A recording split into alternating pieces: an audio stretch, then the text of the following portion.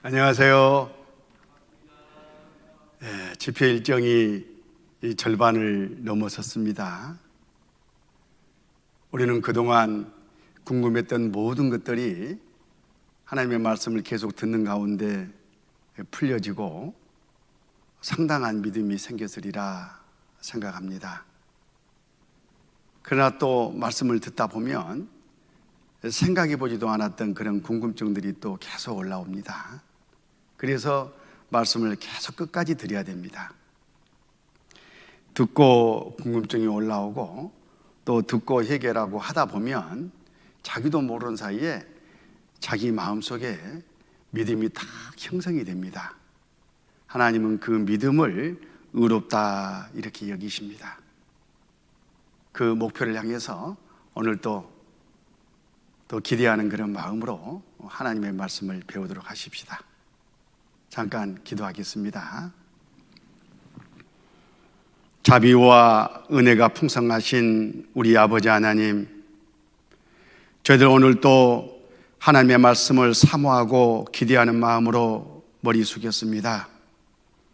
우리 각 사람에게 필요한 대로 교훈해 주시고 합당한 믿음으로 역사해 주셔서 모두가 다 구원받기에 부족함이 없는 그런 진리 가운데로 인도해 주시옵소서. 오늘 또 뛰어나는 입술이나 듣는 각 사람 마음이나 주님께서만 온전히 주장해 주실 것을 믿고 의지하면서 우리 구주 예수님 이름으로 기도드렸습니다. 아멘. 성경 말씀 이사야 43장을 보시겠습니다. 구약성경 1018쪽 이사야 43장입니다. 이사야 43장 10절 나 여호와가 말하노라 너희는 나의 증인 나의 종으로 택함을 입었나니 이는 너희로 나를 알고 믿으며 내가 그인 줄 깨닫게 하려 함이라. 나의 전에 지음을 받은 신이 없었느니라. 나의 후에도 없으리라. 나 곧 나는 여호와라. 나 외에 구원자가 없느니라. 우리는 어제 우리 모든 인류는 이 세상 죄인으로 태어나서 죄를 짓고 살다가 죽으면 천국 법대로 죄의 삭을 갚으러 지옥 갈 수밖에 없는 그런 운명에 풍덩 빠져 있다는 것을 배웠습니다. 우리 조상 아담이 하나님께서 따먹지 말라 하신 그 말씀을 불순종하고 마귀 말을 듣고 선악을 알게 한 나무 가시를 뚝 따먹는 바람에 이 세상에 죄가 들어왔고 그런 말미암아 그 후손인 우리 모든 사람들도 불순종의 아들로 태어나서 하나님 앞에 불순종하는 그런 죄를 짓고 살다가 그대로 가면 마귀와 함께 지옥 갈 수밖에 없는 그런 운명에 처해 있습니다. 그런 우리 각 사람 모든 이 인생들을 그 지옥 가는 운명에서 구원해 주시기 위해서 건져 주시기 위해서 천지 우주 만물을 창조하신 하나님, 바로 그분이 직접 이 세상에 사람으로 오셨습니다. 바로 예수님이십니다. 우리 각 사람이 지은 죄, 그 죄는 어떤 일이 있어도 죄의 삭을 갚아야 됩니다. 그런데 각 사람 자기는 갚을 수가 없어요. 그래서 하나님이 손수 사람으로 오셔가지고 사람인 우리가 지은 죄의 삭을 대신 갚아주고 믿기만 하면 천국에 올 수 있도록 그 길을 열어주시기 위해서 이 세상에 오셨던 것입니다. 그리고 지금으로부터 2000여 년 전에 우리 죄의 삭을 다 갚아주시고 우리 구원하는 일을 다 이루셨습니다. 그 일을 하시기 위해서 이 세상 정중앙에 있는 한 나라 한 민족을 특별하게 선택해서 사용하셨습니다. 이스라엘 민족입니다. 하나님은 이스라엘 민족을 통해서 하나님 자기 자신을 증거하시고, 그리고 이 세상 죄인들 죄싹 갚아주는 그 일, 구원하는 일을 다 이루셨던 것입니다. 바로 이스라엘이 그 과정에 귀하게 쓰임을 받았다, 그런 뜻입니다. 그래서 이스라엘을 여호와의 증인, 그렇게 부르는 겁니다. 방금 읽은 이 말씀이 그 내용을 담고 있습니다. 다시 한번 제가 읽어보겠습니다. 나 여호와가 말하노라. 너희는 나의 증인, 나의 종으로 택함을 입었나니 이는 너희로 나를 알고 믿으며 내가 그인 줄 깨닫게 하려 함이라. 나의 전에 지음을 받은 신이 없었느니라. 나의 후에도 없으리라. 나 곧 나는 여호와라. 나의 구원자가 없느니라. 여기 10절 전반부에 보면 너희는 나의 증인, 바로 이스라엘 민족을 지칭해서 여호와의 증인이라고 이렇게 말씀하시는 겁니다. 그런데 이스라엘 민족이 아닌 세상 다른 인종들이 우리가 여호와의 증인이요 하고 자칭하고 다니면 진짜일까요? 가짜일까요? 금방 이 말씀을 보면 가짜라는 것이 드러납니다. 성경 말씀에 맞으면 누가 뭐라 해도 진짜고, 성경 말씀과 틀리면 아무리 그럴듯하게 포장이 돼 있어도 가짜인 거예요. 하나님 보시기에 가짜가 가짜잖아요. 자, 여기 보면 너희는 나의 증인할 때 너희가 누군가를 봐야 돼요. 이 말씀은 이사야 43장 10절인데 1절에 가면 너희가 나옵니다. 야곱아, 너를 창조하신 여호와께서 이제 말씀하시느니라. 이스라엘아, 너를 조소서인 자가 이제 말씀하시느니라. 너는 두려워 말라. 내가 너를 구속하였고 내가 너를 지명하여 불렀나니 너는 내 것이라. 지명해서 특별히 쓰시겠다고 부른 민족이 다름 아닌 이스라엘이잖아요. 그래서 이스라엘만 여호와의 증인이고 다른 자칭하는 그런 사람들은 다 가짜다, 그런 뜻입니다. 팁으로 잠깐 지나가면서 알려드렸습니다. 그러면 하나님은 왜 하필 이스라엘 민족을 선택하셨을까? 이 이스라엘 민족은 세상 정중앙에 있는 나라 사람들이에요. 여기 잠깐 세계 지도를 보면 우리나라는 저 동쪽 끝 극동 지방이에요. 아니, 우리나라가 정중앙인 줄 알았는데요, 그건 우리나라에서 만든 우리나라 중심의 세계 지도고, 실제 세계 지도는 이겁니다. 우리가 잘 아는 미국은 저 서쪽 끝에 있어요. 하나님이 선택한 이스라엘 민족은 세상 정중앙에 사는 바로 이 나라, 이 민족입니다. 그래서 이스라엘 옆에 있는 이 바다를 지구 정중앙에 있다, 그래서 지중해, 그렇게 부릅니다. 세상 정중앙에 있는 이스라엘 민족을 선택해서 세상 모든 사람들 죄삭을 갚아주고 구원하는 일을 다 이루신 다음에 그 기쁜 소식, 그걸 복음이라고 하죠. 그걸 전 세상에다가 공평하게 전파하도록 그렇게 하나님이 역사하신 겁니다. 운동 경기를 하면은 경기 장소를 어디에다 설치해야 됩니까? 그 체육관 운동장 정중앙에 설치해야 되잖아요. 왜 하필 그래요? 사방에서 공평하게 골고루 잘 볼 수 있도록. 그래서 이스라엘 민족을 선택하셨던 겁니다. 이스라엘 민족은 멋자리 민족이에요. 시골에 가면 모내기를 합니다. 그 모내기를 하기 전에 특정한 지역에다가 모판을 만들어요. 그걸 모짜리라고 합니다. 모가 다 자라고 나면 그 모를 온 논에 뽑아서 옮겨 심는데 바로 그러는 것처럼 이스라엘 민족을 통해서 세상 구원하는 일을 하나님이 다 이루셔요.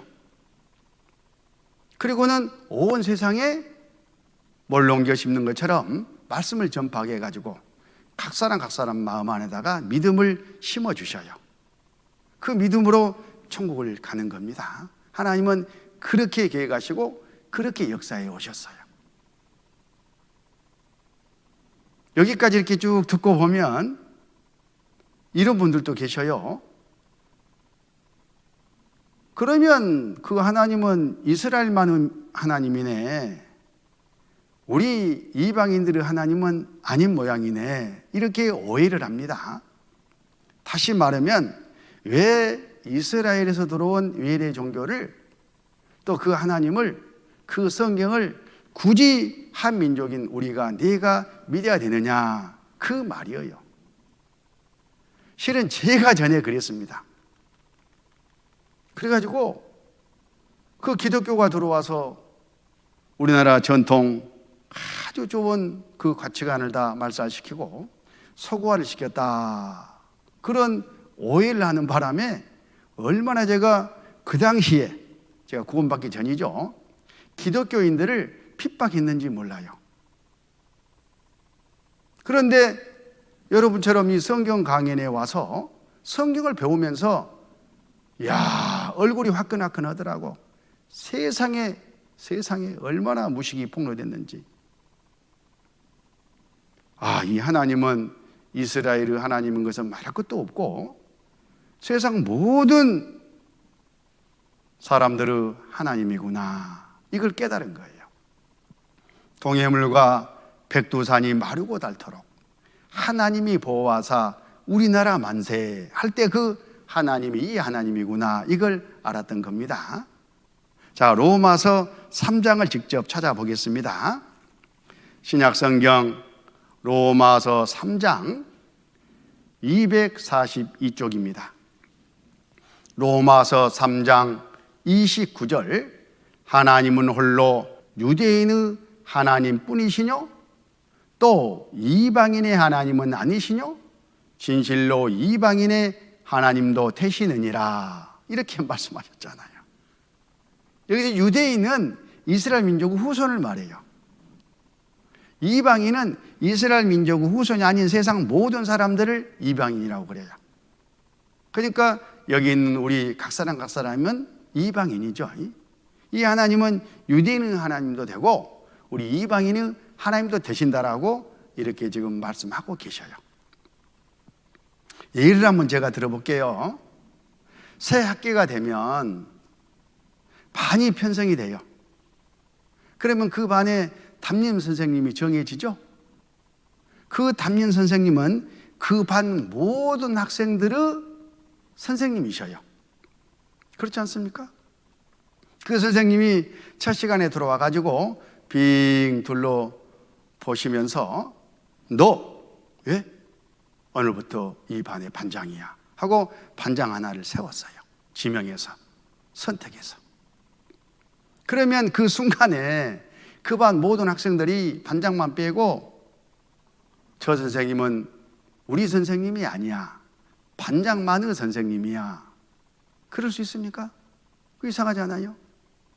그 반장의 선생님인 것은 말할 것도 없고 그 반 모든 학생들의 선생님인 것은 변함이 없다, 그런 뜻이에요. 선생님이 반장을 세우신 것은 그 반장을 통해서 그 반 모든 학생들에게 필요한, 유익한 그 일을 하시기 위해서 반장을 특별히 봉사시킨 거예요. 그러는 것처럼 하나님도 세상 여러 민족 가운데 이스라엘 민족을 특별히 불러 세워가지고 반장 나라로 쓰신 거예요.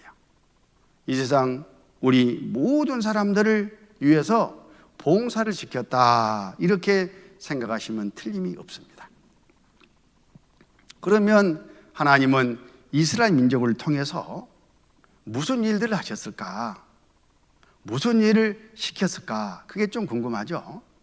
거기 오늘 찾아본 로마서 3장 1절, 로마서 3장 1절, 그런즉 유대인의 나음이 무엇이며 할례의 유익이 무엇이뇨? 범사에 많으니 첫째는 저희가 하나님의 말씀을 맡았음이니라. 많은 일들을 하나님이 유대인을 통해서 하셨습니다. 근데 그 중에서 중요한 일 하나, 성경을 불러주고 받아 기록하게 해가지고 우리 시대까지 계속해서 이 성경을 보존해 오도록, 전파하도록 그 일을 맡기셨다, 그런 뜻입니다.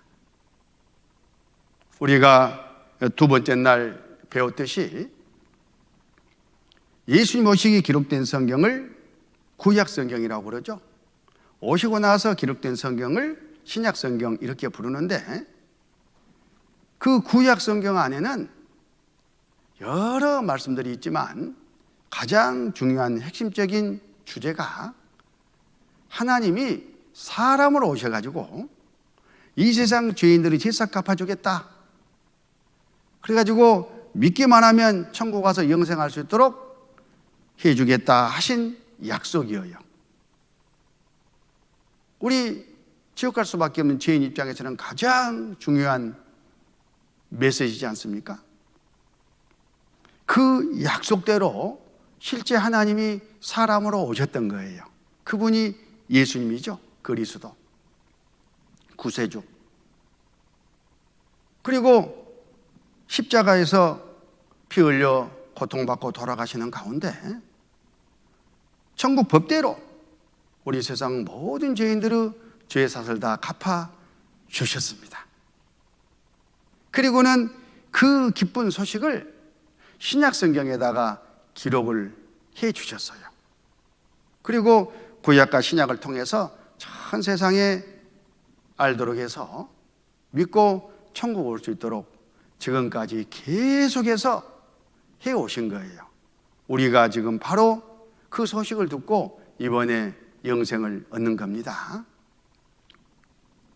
그 과정에 이스라엘 민족이 쓰임을 받았어요. 또 하나님이 사람으로 와야 되는데 아무데나 불쑥 와버리면은 완전한 하나님이시면서 또 완전한 사람도 되시기 때문에 눈으로 봐서는 못 알아보잖아요.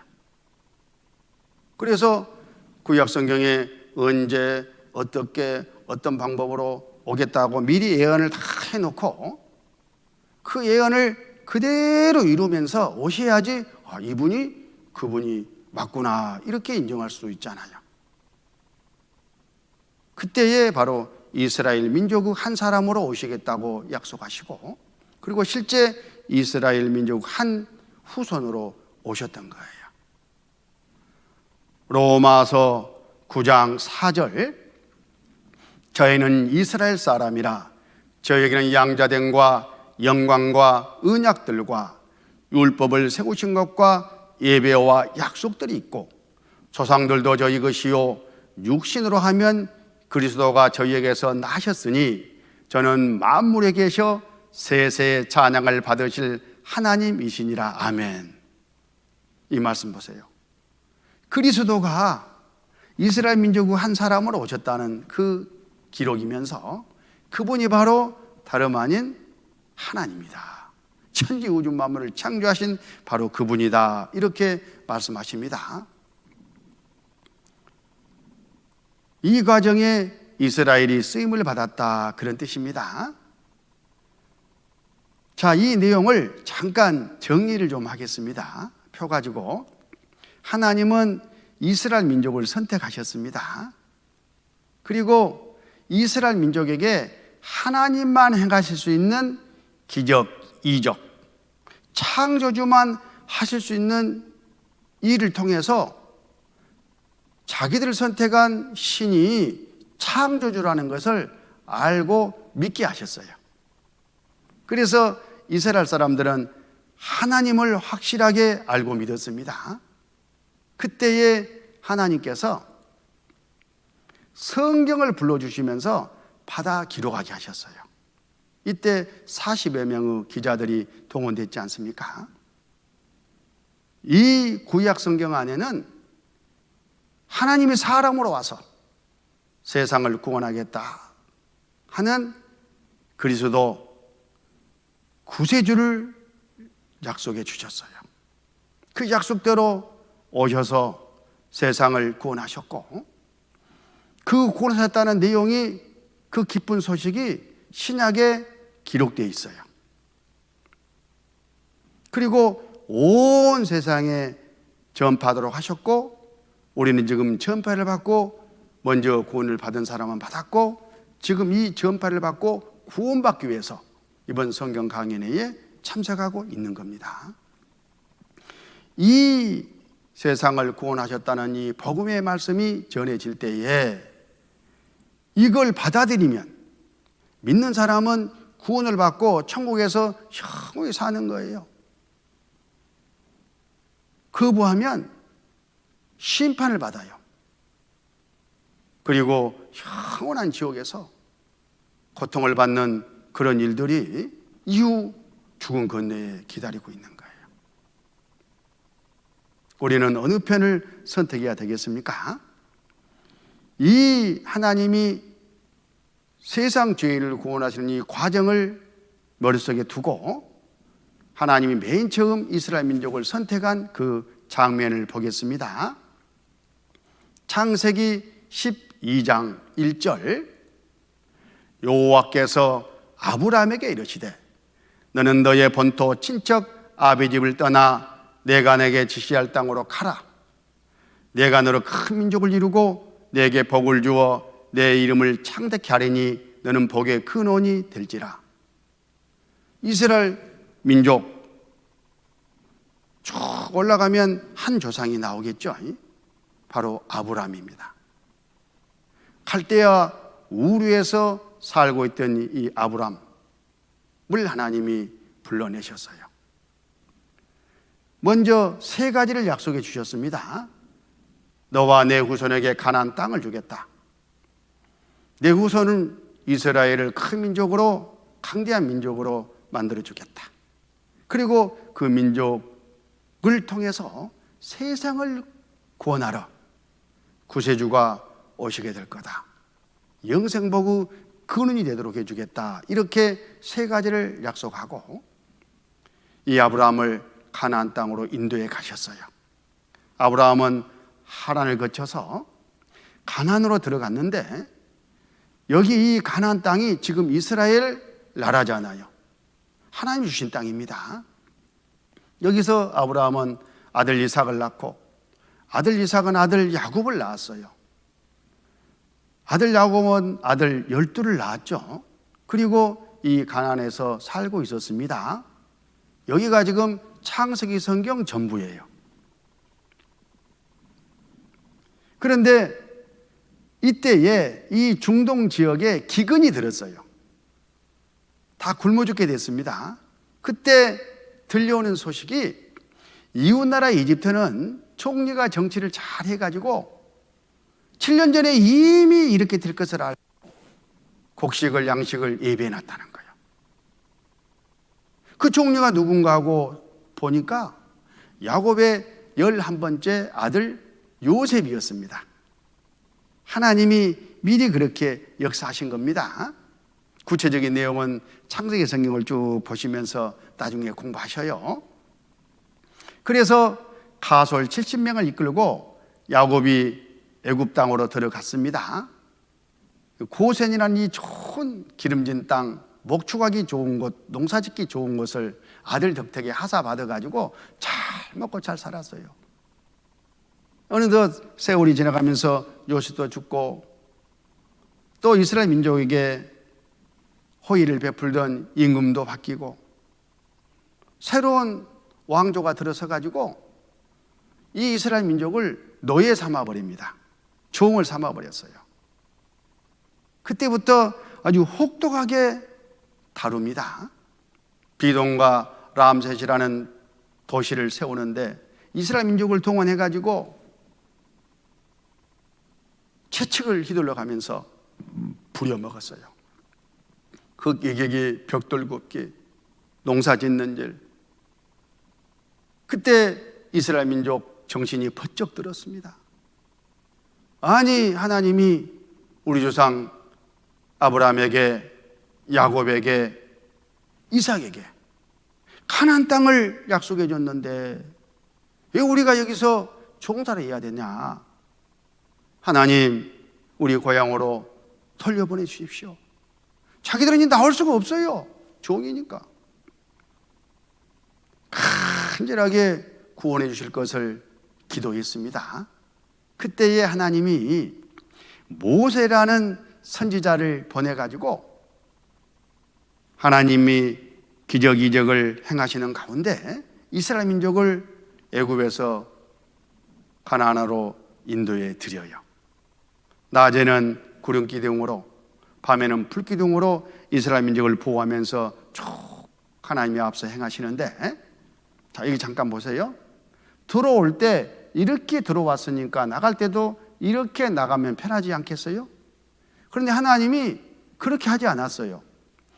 여기 광야를 거쳐서 홍해를 건너게 하시고, 그리고 파란 폭이 물 한 모금 없는 이 광야에서 40년을 지체하게 하신 다음에 가나안 땅으로 이끌어 들이셨어요. 왜 이렇게 하셨을까? 바로 하나님 자신을 이스라엘 민족에게 기적 이적을 통해 증거하시기 위해서 그러신 거예요. 내가 바로 창조주다 하는 것을 알게 하신 겁니다. 자, 신명기 4장 34절, 어떤 신이 와서 시험과 이적과 기사와 전쟁과 강한 손과 편팔과 크게 두려운 일로 한 민족을 다른 민족에게서 인도하여 낸 일이 있느냐? 이는 다 너희 하나님 여호와께서 애굽에서 너희를 위하여 너희의 목전에서 행하신 일이라. 이것을 내게 나타내심은 여호와는 하나님이시오, 그 외에는 다른 신이 없음을 내게 알게 하려 하심이니라. 성경에 여호와 하나님이 창조주라는 것, 이 모든 것을 엄수 있게 하신 분이라는 것을 이스라엘 민족이 알게 하고 믿게 하기 위해서 이렇게 하셨다, 그런 뜻입니다. 그 가운데 유명한 사건이 하나 있잖아요. 홍해바다가 갈라져 가지고 이스라엘 민족이 건넨 그 일. 애굽 바로 왕이 처음에는 그래 가거라, 하나님이 10가지 재앙을 내리니까 순순히 나가라고 놔줬습니다. 그런데 나중에 생각해 보니까 괘씸한 거예요. 못 먹는 감 찔러라도 버리자 하고 특별 전차를 동원해 가지고 막 쫓아왔어요. 죽이겠다고. 앞에는 파란 바다가 가로막고 있고 뒤에는 애국 군대가 쫓아 죽이겠다고 하는 바로 그 상황에서 하나님이 홍해를 동풍으로, 바람으로 쫙 갈라주셔요. 폭이 한 6km쯤 된다고 그럽니다. 그리고 마른 땅을 만들어 가지고 건네라 해가지고 이스라엘 민족은 다 건네요. 애국 군대는 그 뒤에 이제 따라서 들어왔는데 하나님이 좀 늦었다 하고는 다시 물을 합쳐버렸어요. 어떻게 됐겠습니까? 한 명도 남기지 않고 다 물에 빠져 죽었습니다. 전차들도 바닷속에 다 잠겼습니다. 그런 일이 있다고 출애굽기 14장에 말씀을 해 놓으셨어요. 출애굽기 14장 21절, 모세가 바다 위로 손을 내어민데 여호와께서 큰 동풍으로 밤새도록 바닷물을 물러가게 하시니 물이 갈라져 바다가 마른 땅이 된지라. 이스라엘 자손이 바다 가운데 육지로 행하고 물은 그들의 좌우에 벽이 되니 애굽 사람들과 바로의 말들, 병거들과 그 마병들이 다 그들을 쫓아 바다 가운데로 들어오는지라.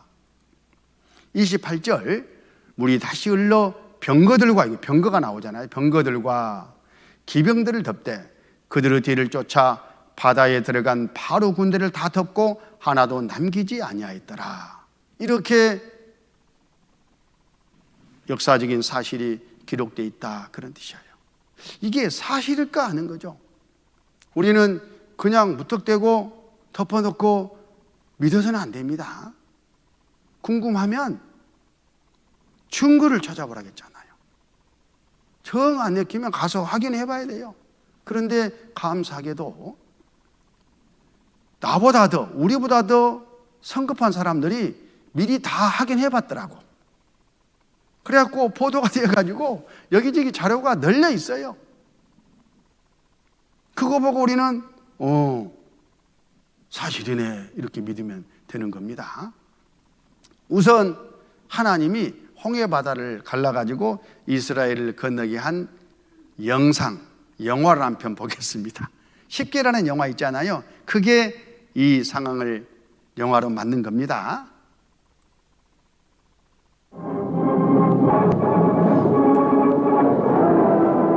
두려워 말라. 가만히 서서 주님의 구원의 손길을 보라.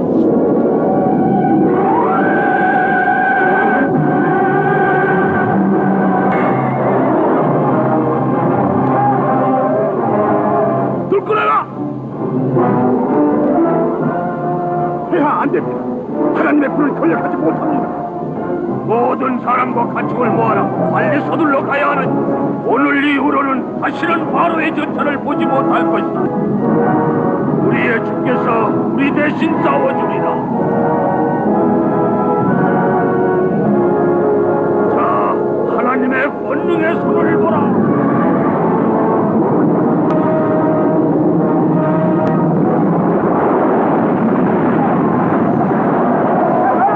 백성을 저 물 한가운데로 인도해가 주님의 뜻이 이루어지 하나님을 찬양하고 모두 뛰어들라.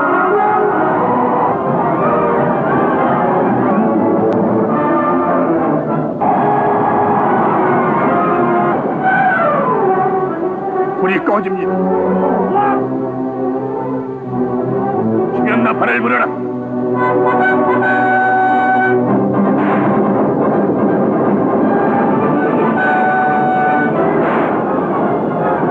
하나님의 권능을 이길 자가 그 누구더냐?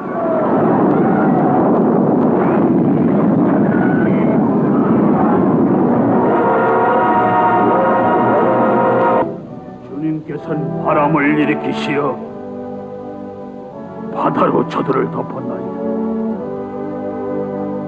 그 누구를 당신에게 배기오니까 영원히 그리고 또 영원히 당신은 우리의 하나님이십니다. 장엄하지 않습니까? 하나님이 그렇게 하셨어요. 자, 이스라엘 민족이 건넸다는 홍해 바다 위치입니다. 느웨이바라고. 여기 바닷속을 보면요, 특별해요. 하나님이 미리 예비하시고 그 길로 인도하셨다는 것이 확실하게 드러나요. 이 바닷속을 단층 촬영해 보면 이렇게 되어 있습니다. 다른 지역은 너무나 깊어가지고 건널 수가 없습니다. 그런데 여기만 경사 6도로 완만해요. 폭이 6km 된답니다. 지금 현재 지형입니다. 이렇게 건넜던 거예요. 그리고 여기 주변에 이스라엘 민족이 건넸다는 그런 증거들이 널려 있습니다. 특히 바닷속에 아까 애굽의 특별 번거 전차들이 수장됐다는 성경 말씀이 있는데 이 말씀이 사실이라면 그 증거가 있을 거 아니냐. 그 당시에 썩지 아니하는 재질로 전차 바퀴를 만들었답니다. 그래서 사실이면 틀림없이 그것들이 있어야 된다 하고 잠수부들을 동원해가지고 이 바다 지형을 뒤져보니까 실제 이런 전차 바퀴들이 널려 있는 거예요. 잠수부들이 탐사하는 모습을 잠깐 보십시다. 우리가 잠수하여 적당한 위치에서 촬영하기 시작했을 때 특정 물체를 찾는 동안 90도 각도의 구조물이나 바퀴 형태의 원형 물체들이 발견되었는데 그것이 바로 우리가 잠수한 이후 찾고자 했던 것입니다. 탐색이 시작되고 하나의 독특한 타입의 물체가 해저 바닥에서 자주 발견되었다. 가늘고 테이블과 같은 모양으로서 어떤 것은 산호초 군락에 덮인 한쪽 바퀴를 기초로 세워져 있었으며 곧은 막대 모양과 둥근 상판의 모양이었다. 축처럼 생긴 것과 바퀴처럼 생긴 것과의 각도는 90도입니다. 보시다시피 보통의 산호초의 성장 모습과는 매우 다른 모습이며 마치 사람이 만든 구조물에 산호초가 자란 것과 같습니다.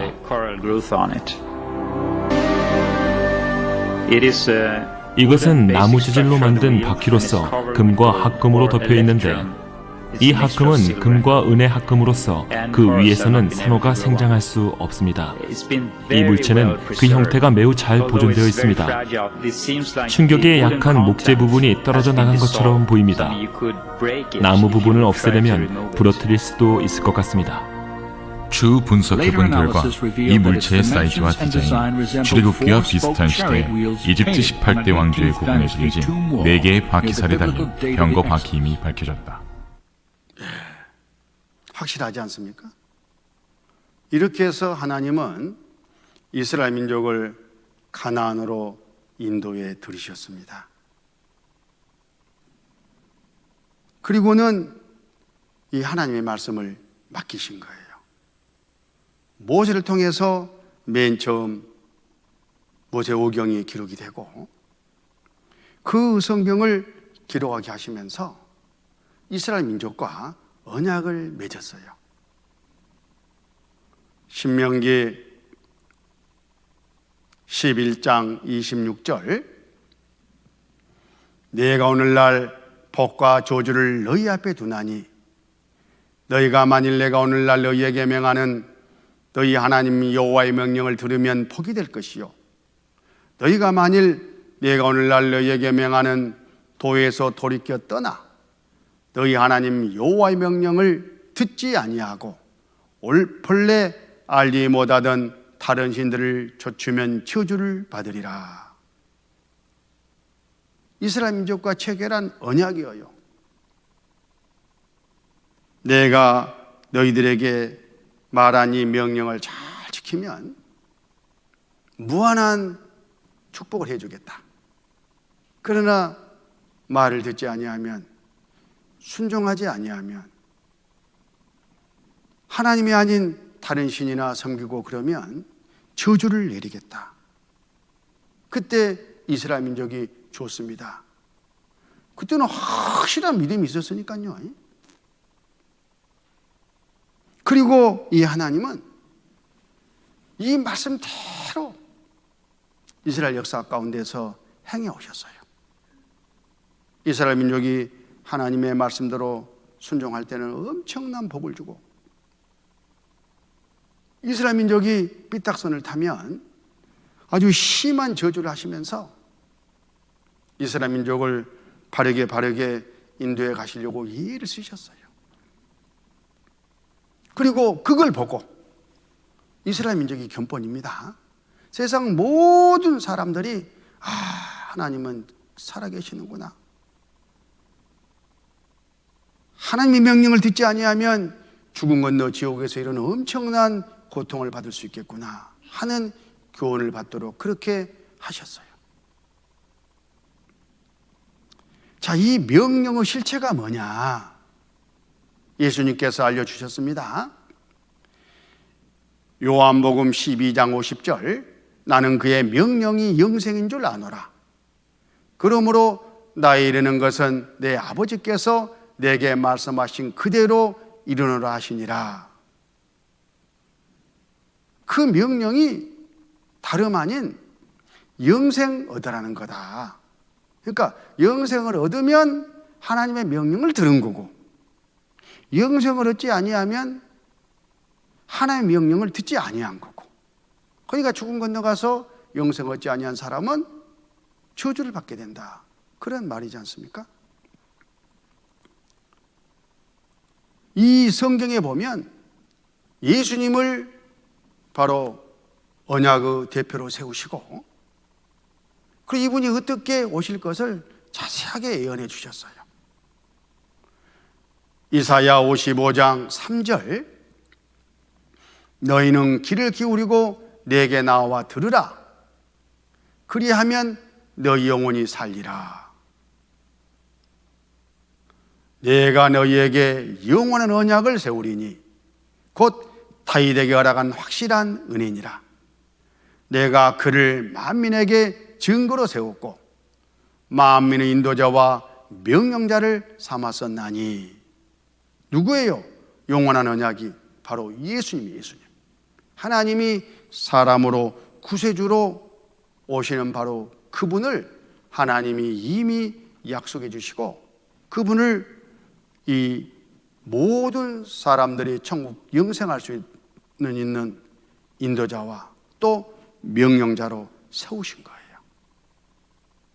하나님은 예수님 오시기 1500년 전, 700년 전, 600년 전 계속해서 수도 없이 예수님에 대해서 예언을 해주셨어요. 대표적인 말씀 두 곳만 살펴보겠습니다. 이사야 7장 14절, 그러므로 주께서 친히 징조로 너희에게 주실 것이라. 보라, 처녀가 잉태하여 아들을 낳을 것이요 그 이름을 임마누엘이라 하리라. 임마누엘이란 말은 하나님 우리와 같이 계심이라. 하나님이 사람으로 오신다, 그 말인 거예요. 어떻게? 처녀가 잉태하여 아들을 낳을 것이요, 남자를 모르는 처녀 뱃속에 성령으로, 하나님의 능력으로 한 아이가 잉태돼 가지고 우리가 똑같은 사람으로 태어날 것을 말씀하신 겁니다. 그런데 그분은 하나님 씨로 잉태됐기 때문에 죄가 하나도 없는 거룩하신 분이셔요. 우리 세상 모든 사람들 죄사를 갚아주고도 남을 그런 신분을 가지고, 자격을 가지고 이 땅에 오신 겁니다. 이 아이가 하나님이라는 것을 거기 이사야 9장 6절에서 이렇게 설명해 주셨습니다. 이는 한 아기가 우리에게 낳고 한 아들을 우리에게 주신 바 되었는데 그 어깨는 정사를 메었고 그 이름은 기묘자라, 모사라, 전능하신 하나님이라, 영존하시는 아버지라, 평강오왕이라 할 것입니다. 누가? 아까 그 아이가 하나님이랍니다. 그리고 우리를 평강오왕이다, 그 말은 우리를 구원해 가지고 하나님과 화목하게 해주는 그런 분이다, 그런 뜻이에요. 구세주죠. 이 약속대로 지금으로부터 2000년 전에 이스라엘 베들레헴 땅에서 예수님이 태어나셨습니다. 마태복음 1장 21절, 아들을 낳으리니 이름을 예수라 하라. 이는 그가 자기 백성을 저희 죄에서 구원할 자이심이라 하니라. 이 모든 일이 된 것은 주께서 선지자로 하신 말씀을 이루려 하심이니 가라사대. 23절은 같이 한번 읽으실까요? 보라, 처녀가 잉태하여 아들을 낳을 것이요 그 이름은 임마누엘이라 하리라 하셨으니 이를 번역한즉 하나님이 우리와 함께 계시다 함이라. 하나님이 사람으로 오신 분이다, 그 말이에요. 누가? 예수님이. 근데 뭐하러 오셨냐가 중요해요. 거기 21절에 보면 그가 자기 백성을 저희 죄에서 구원할 자심이라 하니라. 죄 짓고 지옥 가는 그 운명에서 구원해가지고 천국 영생할 수 있도록 해 주시기 위해서 오셨다, 그 말이에요. 목적이. 그러니까 예수님을 믿는다는 것은 죄 사함 후 구원받는 것을 말해요. 그래야 천국에 들어갈 수가 있으니까. 베드로 전서 1장 8절, 예수를 너희가 보지 못하였으나 사랑하는 조다. 이제도 보지 못하나 믿고 말할 수 없는 영광스러운 즐거움으로 기뻐하니. 9절은 같이 읽습니다. 믿음의 결국 곧 영혼의 구원을 받음이라. 예수님을 믿는다는 것이 뭐냐?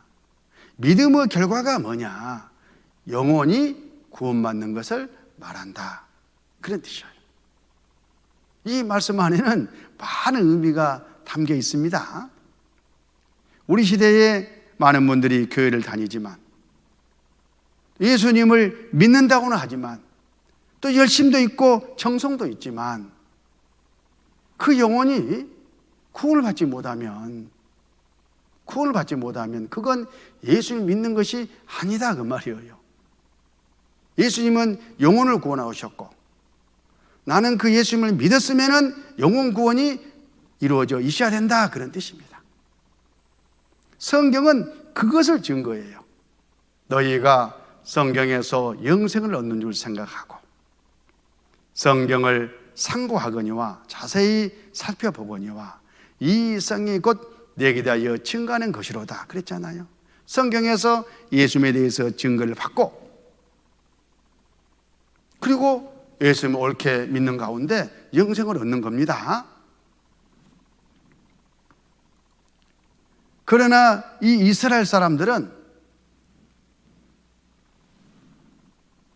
예수님을 믿고 영혼이 구원받아야 되는데 영생을 얻어야 되는데도 불구하고 그 예수님을 자기 나라 독립이나 자기들 잘 먹고 편하게 행복하게 풍부하게 이 세상 복을 누리면서 사는 데에 써먹으려고 했어요. 기복신앙이죠.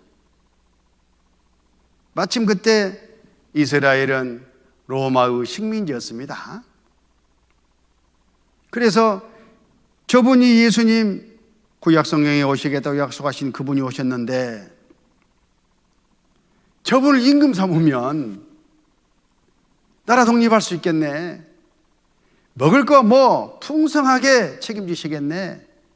임금 삼자 하고 처음에 따라다녔어요. 근데 예수님은 뭐하러 오셨죠? 영혼 구원하러 오셨습니다. 들어주실 리가 없잖아요. 왕이 되실 리가 없잖아요. 이 세상 왕. 그러니까 예수님을 잡아 끌고 가가지고 그 당시에 이스라엘을 다스리던 로마 총독 빌라도에게 예수 이 사람 죽여주시오. 그래가지고 십자가에 못 박아 죽였어요. 이스라엘 사람들이. 그때 빌라도가 아무리 조사해봐도 죄가 없거든. 그래서 한번 살려줄까 하고 그 당시에 흉악한 죄인 바라바 또 예수님 그때 바로 명절 앞이었는데 그 명절에는 아무리 흉악한 죄인도 하나를 풀어주는 전통이 있었어요. 그래서 이 둘 중 하나 내가 이번에 풀어주려고 하는데 너희들이 한번 선택해봐라. 그러면 아무러면 이 살인 강도 이 녀석을 풀어주려고 하겠냐 하고 꾀를 냈는데 어렵쇼? 예수를 죽이시오. 그래서 깜짝 빌라도가 놀래가지고 어찌미뇨 무슨 악한 일을 하였느냐 저희가 더욱 소리질러 가로되 십자가에 못 박게 하겠나이다 하는지라. 십자가에 못 박아 죽이라 그 말이에요. 백성이 다 대답해 가로되 그 피를 우리와 우리 자손에게 돌릴지어다 하거늘 이에 바라바는 저에게 놓아주고 예수는 채찍질하고 십자가에 못 박히게 넘겨주니라. 그래가지고 예수님이 십자가 못 박혀 돌아가시게 됩니다. 너무나 흉악하잖아요, 이스라엘 사람들. 그런데 여기서 하나 우리가 짚고 넘어가야 될 것이 예수님이 십자가에서 묵묵히 돌아가시니까 무슨 힘이 없어서 당하신 것이 아니에요. 예수님은 창조주 하나님이십니다. 천사들을 지으신 분이에요. 12영이나 되는 천군들, 천사들을 불러다가 쓸어버릴 수가 있는 분이에요. 이 지구를 초토화시킬 수도 있는 분이고 말씀 한마디로 저 별들도 일렬로 정렬시킬 수 있는 그런 능력과 권세를 갖고 계신 분이에요. 말씀 한마디면 만들었다가 없앨 수도 있는 그런 분이 무슨 힘이 없어서 당했겠어요? 그렇지 않아요. 하나님은 상수입니다. 그래, 너희들은 악하게 나를 그렇게 대하지만 나는 이걸 이용해 가지고 손으로 이 악을 짓밟아 버리겠다. 그 십자가에서 피 흘려 그 생명으로 죄의 싹을 다 갚는 일을 끝내버리신 거예요. 더 이상 자기 죄 때문에 지옥 갈 사람이 없도록 만들어 버리신 겁니다. 그때 바로 예수님이 그런 분이셔요. 그래서 십자가 그런 겁니다.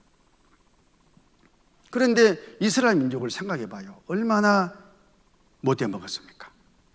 하나님 아까 말씀대로 명령을 들으면 복을 받고 명령을 듣지 아니하면 저주를 내리시겠다고 한 번 말씀하시면 그대로 이루시는 하나님이 그대로 이스라엘 민족에게 법대로 저주를 내리셨습니다. 그게 바로 이스라엘의 1900년 동안 환난사예요. 당장 예루살렘이 초토화됐습니다. 로마 군병들이 예루살렘을 둘러싸고 쳐들어가 가지고 110만 명을 죽였어요. 아이벤 여자들 배를 짝짝 갈라가지고 찢어내고 아이들을 매치해서 죽이고 씨를 말려야 된다면서. 그때부터 하드라 황제 때까지 이스라엘 전 국토에 있는 모든 유대인들을 붙잡아 가지고, 그 당시에 로마 제국이잖아요. 여러 나라 제국에 뿔뿔이 다 흩어버렸어요. 저항하면 바로 그 자리에서 죽였습니다. 56만 명이 더 죽었다고 그래요. 그리고 그 땅은 완전히 항무지가 되고, 그 사람들은 로마 제국에 흩어져 가지고 가는 곳마다 예수를 죽인 악마의 자식들이라고 하면서 핍박과 환난을 당했습니다. 그게 바로 이스라엘 역사의 우리 시대까지. 세계 2차 대전 때 유럽에 900만 명의 유대인들이 흩어져 살고 있었는데 독일의 히틀러가 유대인들을 붙잡아다가 무려 600만 명을 죽였잖아요. 이 모든 것들이 뭘 의미하느냐? 예수님을 배척하면, 영혼 구원을 소홀히 여기면 죽은 건너 이런 어마어마한 상상을 초월하는 그런 저주와 학살이 있다는 것을 우리가 교훈으로 받기에 충분하다, 그런 뜻이에요. 그 영상을 한번 보겠습니다. 제1차 대전의 패배로 인해 경제적, 사회적으로 길이 막혀버린 독일에서는 아돌프 히틀러가 등장하여 독일의 패배와 경제적 파탄의 책임이 유태인에게 있다고 주장하기 시작했다. 1933년 히틀러가 수상에 취임하자 이후 나치 정권은 인류 역사상 가장 조직적이고 규모가 큰 유태인 박멸 계획을 수립하였다.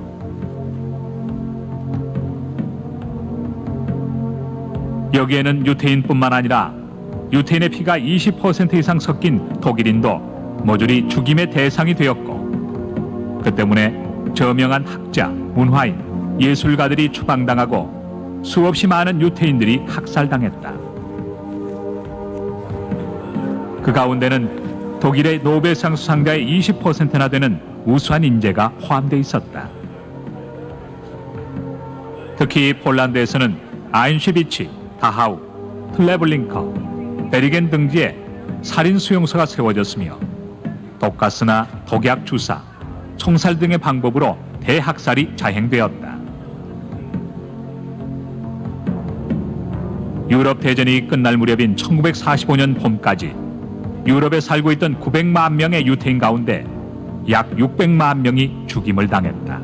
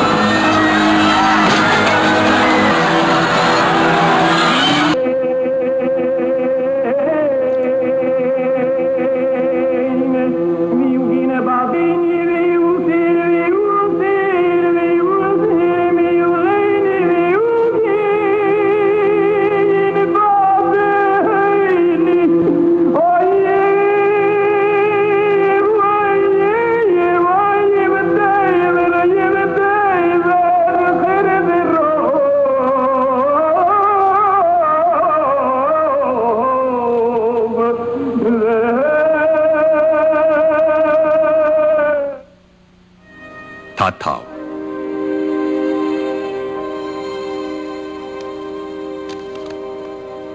작센하우젠,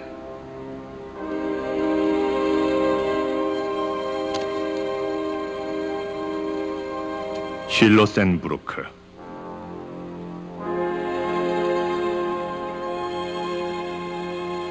베르겐벨젠,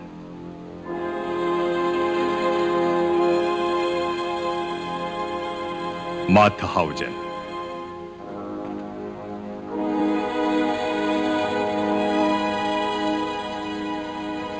라벤스부리크,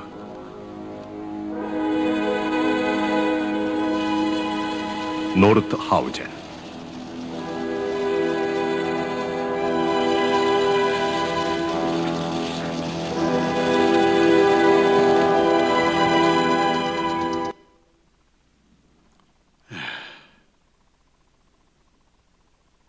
누가복음 23장 31절 푸른 나무에도 이같이 하거든 마른 나무에는 어떻게 되리요 하시니라.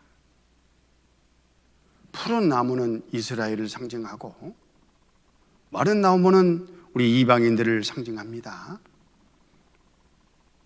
푸른 나무가 불 속에 들어가서 잘 타고 있어요.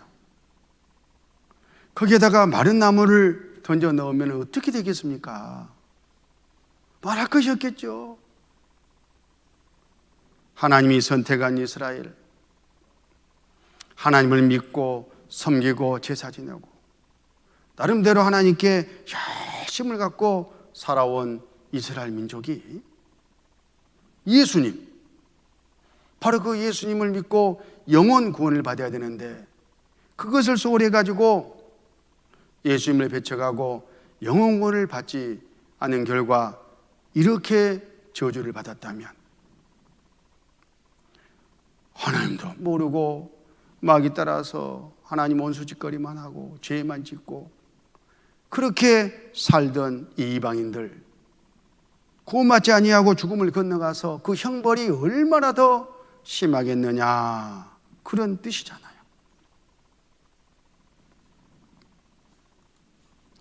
이스라엘이 잘못한 것을 통해서 우리는 교훈을 받아야 됩니다. 이스라엘이 잘못한 것은 딱 두 가지예요. 공부를 해보니까 하나는 하나님의 말씀을 자기 뜻대로 왜곡했어요. 성경을 받아 기록하고 성경도 외우고 얼마나 성경을 많이 공부했어요. 모르는 게 아니에요.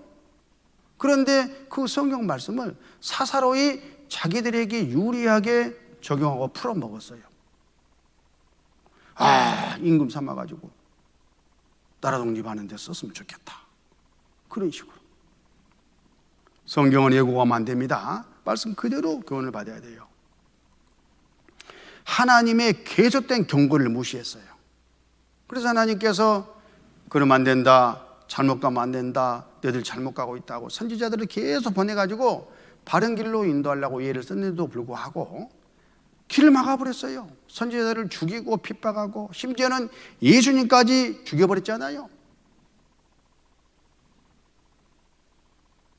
우리도 얼마든지 교회 다니지만 신앙생활을 한다고 하지만 그럴 수가 있다 그런 뜻이에요. 하나님은 예수님을 바로 알고 영원히 구원받을 것을 말씀하셨습니다. 그런데 이스라엘은 예수님을 임금 삼아가지고 육신 잘 사는 것을 추구했어요. 요한복음 3장 16절 하나님이 세상을 이처럼 사랑하사 독생자를 주셨으니 이는 저를 믿는 자마다 멸망치 않고 영생을 얻게 하려 하심이라. 예수님을 뭐 때문에 보내주셨어요? 영생을 얻으라고. 하나님이 그 아들을 세상에 보내신 것은 세상을 심판하라 하심이 아니요 저로 말미암아 세상이 구원을 받게 하려 하심이라. 지옥과 운명에서 구원받으라고 예수님을 보냈는데 이스라엘 사람들은 이렇게 믿었다니까요. 요한복음 6장 14절 그 사람들이 예수 행하신 이 표적을 보고 말하되 이는 참으로 세상에 오실 그 선지자라 하더라. 구약 성경에 오시겠다고 약속된 그분인 것까지는 인정했어. 그러므로 예수께서 저희가 와서 자기를 억지로 잡아 임금 삼는 줄 아시고 다시 혼자 산으로 떠나가시니라. 그런데 목적이 달랐어요. 임금 삼아가지고 이 세상 잘 먹고 잘 살라고 했어요. 기복신앙입니다. 그 사람들이 삐져가지고 예수님 죽이라고 한 거예요. 예수님 죽인 사람들이 다른 사람들이 아닙니다. 예수님께서 이런 경고 말씀을 하셨어요. 마태복음 7장 21절. 나더러 주여 주여 하는 자마다 천국에 다 들어갈 것이 요 했으면 얼마나 좋아. 이렇게 복잡하게 힘쓰고 애쓰고 이 전국에 이 수고 안 해도 되잖아요. 그냥 교회 나가세요. 아무데나 나가세요. 그냥 믿으세요. 그러면 되잖아요. 그런데 나더러 주여 주여 하는 자마다 천국에 다 들어갈 것이 아니요 그랬잖아요.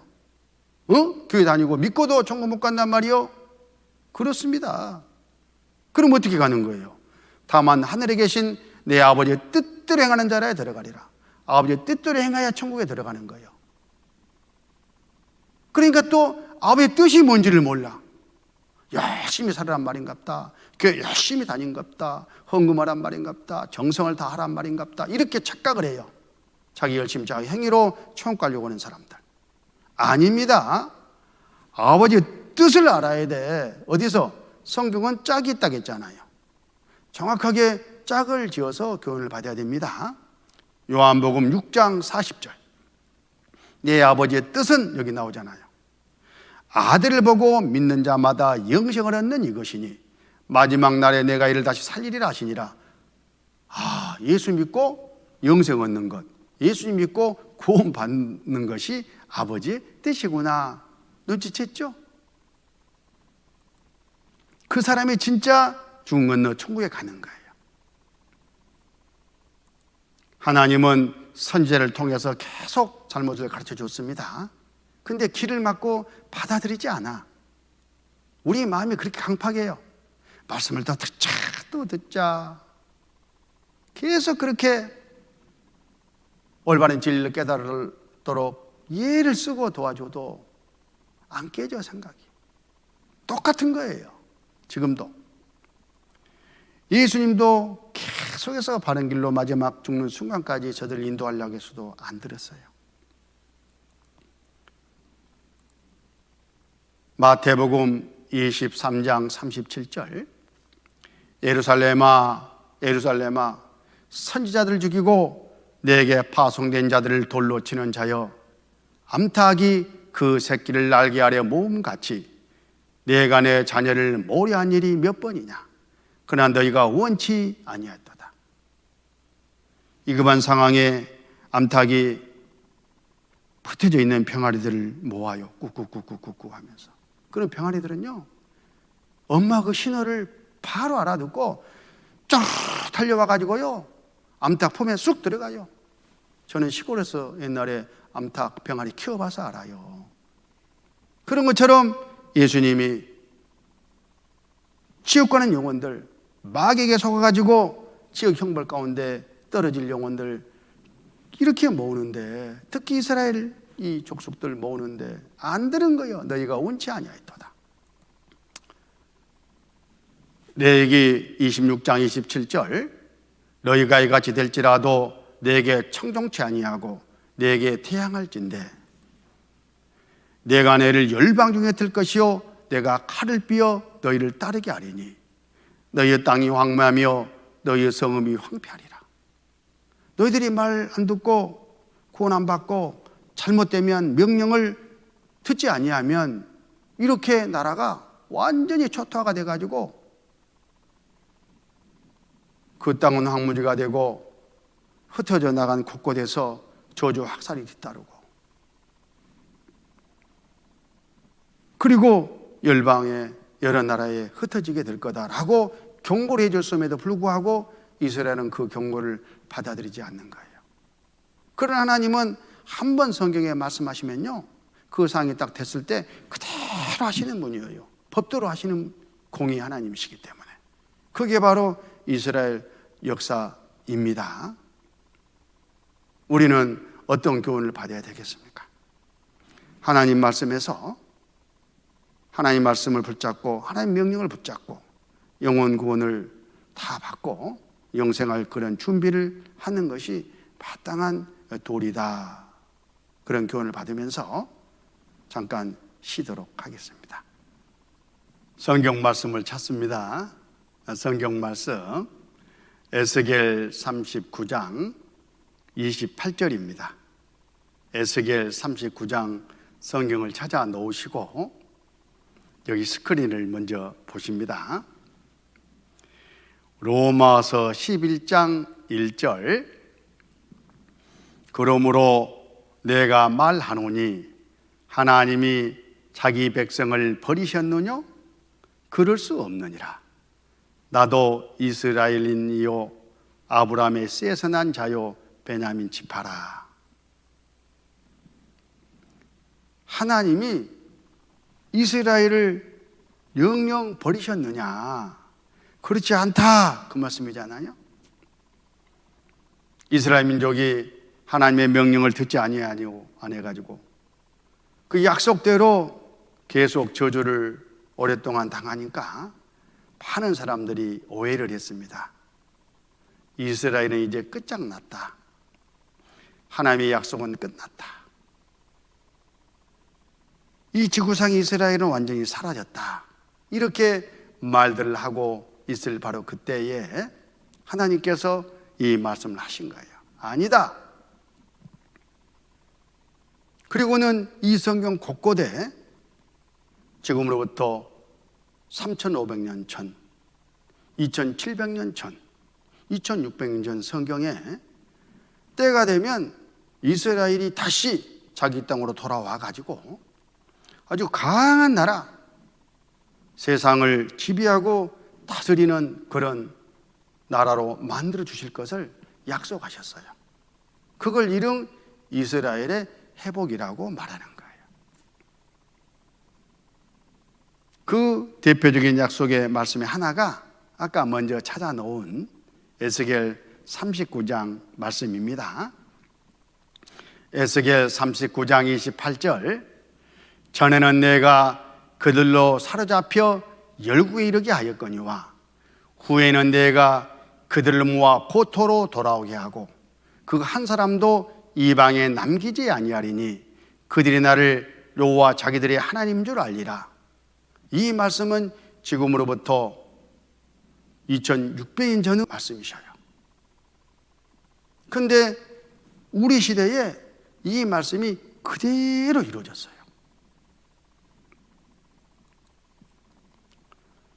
자, 이스라엘 역사를 잠깐 개관을 해보면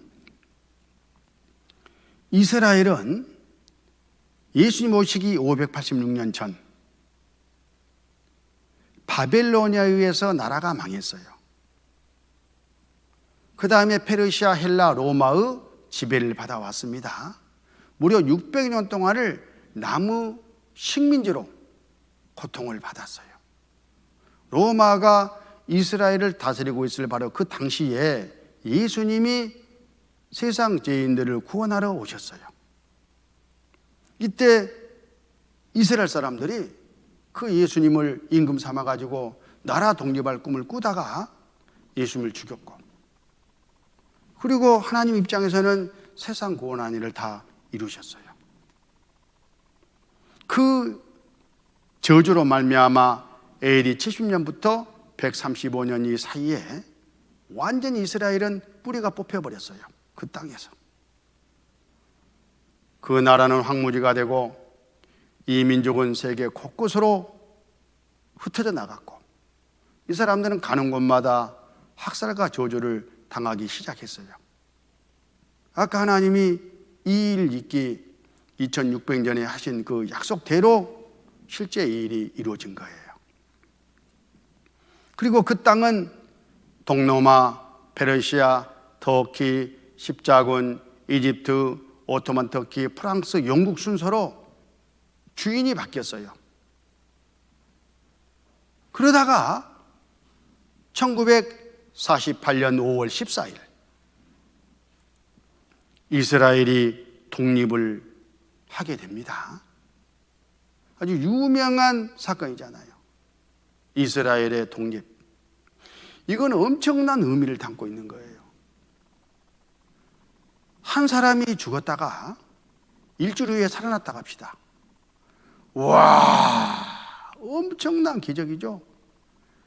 어떻게 그런 일이 있을 수 있어? 그런 일은 있을 수 없어. 뭐 이렇게 말하잖아요. 그런데 여기 봐보세요. 그 나라의 주권을 빼앗긴 지 2586년 만에 전 세계로 흩어져가지고 그 땅에서는 완전히 뿌리가 뽑힌 지 1900여 년 만에 다시 이 사람들이 돌아와서 나라를 세웠다. 이스라엘이 새롭게 태어났다. 기적 중에 기적이잖아요. 다시 말하면 하나님의 섭리, 하나님의 계획, 하나님의 역사가 아니고는 있을 수 없는 그런 일이다. 그런 뜻입니다. 독립과 함께 이스라엘은 그 땅이 회복이 되고 돌아갔던 사람들이 떠났던 사람들이 돌아오고 학살받던 사람들에게 축복이 주어지기 시작했습니다. 그리고 지금은 이 모든 것들을 누리고 살고 있어요.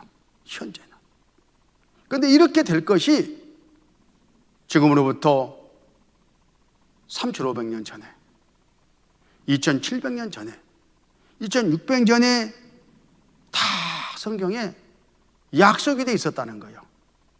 하나님은 한번 말씀하시면 틀림없이 때가 되면 이루시는 하나님이라는 것을 이 말씀을 보고 우리는 확실하게 깨달을 수가 있는 겁니다. 우리가 방금 전에 찾아봤던 이 에스겔 성경 언제 기록이 됐느냐?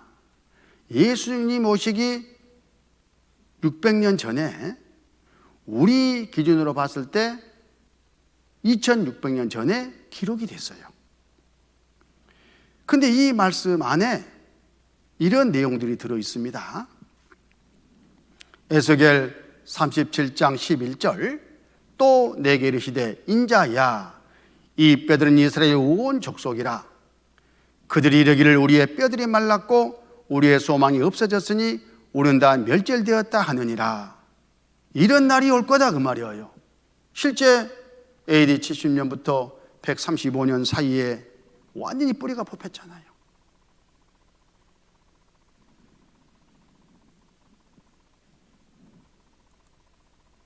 (12절) 그러므로 너는 태어나 그들에게 이르기를 주 여호와의 말씀에 내 백성들아 내가 너희 무덤을 열고 너희를 거기서 나오게 하고 이스라엘 땅으로 들어가게 하리라. 다시 이스라엘 땅으로 들어가게 하겠다라고 또 2600년 전에 약속하셨어요. 근데 이 말씀이 언제 이루어졌느냐? 우리 시대에 이루어졌잖아요. 우리 시대에. 14절 내가 또 내 신을 너희 속에 두어 너희로 살게 하고 내가 또 너희를 너희 고토에 거기 하리니 이 조상들이 살던 바로 그 땅에 살게 하겠다. 그런 말씀이지 않습니까? 나 여호와가 이를 말하고 이룬 줄을 너희가 알리라. 나 여호와의 말이니라 하셨다라. 천지 우주 만물을 창조하신 하나님, 인류 역사 수레바퀴를 돌려가시는 하나님이 한 번 말씀하시면 틀림없이 이루어진다 하고 도장을 탁 찍어 주셨어요.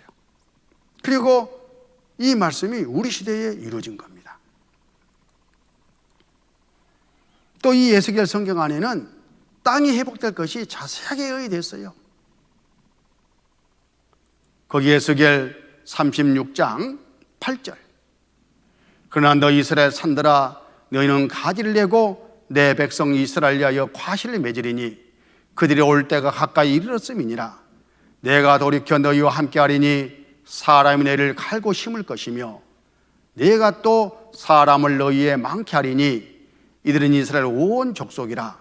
그들로 성읍들에 거하게 하며 빈 땅에 건축하게 하리라. 이스라엘이 떠나버리고 난 땅은 이런 완전한 황무지였습니다. 돌자갈밭이었어요. 그런데 여기다가 씨를 뿌리면 싹이 나오게, 추수가 되게, 그리고 마을이 들어서고 도시가 들어서도록 해주겠다라고 약속하셨잖아요. 그리고는 지금은 이런 에덴 동산처럼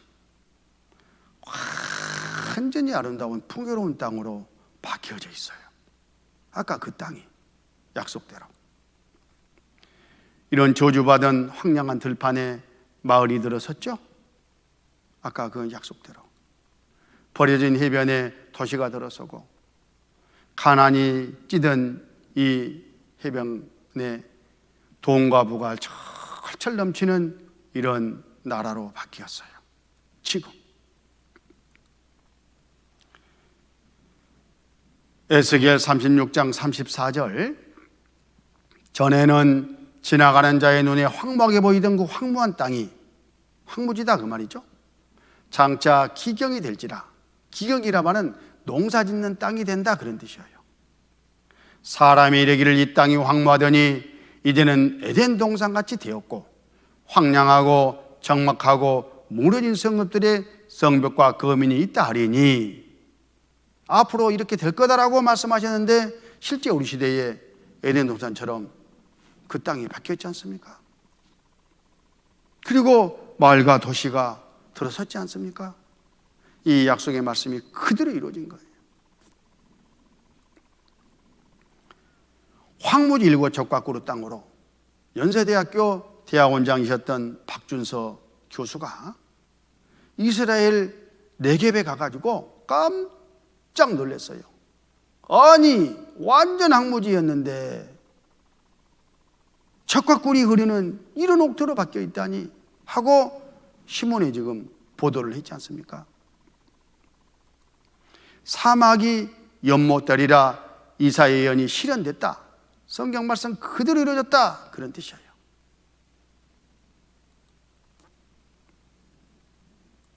에스겔 36장 36절, 너희 사면에 남은 이방 사람이 나 여호와가 무너진 것을 건축하며 황무한 자리에 심은 줄 알리라. 나 여호와가 말하였으니 이루리라. 이 말씀은 무슨 뜻입니까?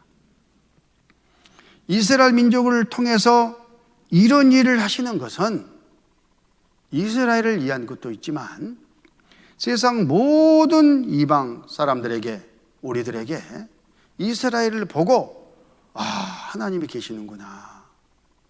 성경이 하나님의 말씀이구나. 성경에 한번 말씀하신 것은 때가 되면 그대로 이루어지는 하나님이고 성경은 그대로 이루어지는구나 하는 교훈을 받게 하려고 하신다, 이렇게 말씀하잖아요. 다시 한번 보겠습니다. 너희 사면에 남은 이방 사람이 누구예요? 우리들이죠. 나 여호와가 무너진 곳을 건축하며 황무한 자리에 심은 줄 알리라. 야, 정말 하나님이 계시네. 약속대로 되네. 나 여호와가 말하였으니 이루리라. 이루어져 버렸어요. 그러면 이 동일한 성경 말씀 안에 죽음 건너 저 세상이 있고 그에는 천국 지옥이 있다. 여기서 영생 구원 얻지 못하고 죽음을 건너가면 지옥 가서 영원한 형벌 가운데 처해진다. 이렇게 경고를 하고 계시는데 그 말씀은 말씀대로 되겠습니까? 안 되겠습니까? 동일한 하나님인데 그걸 지금 교훈하시고자 하시는 거예요. 이스라엘을 통해서.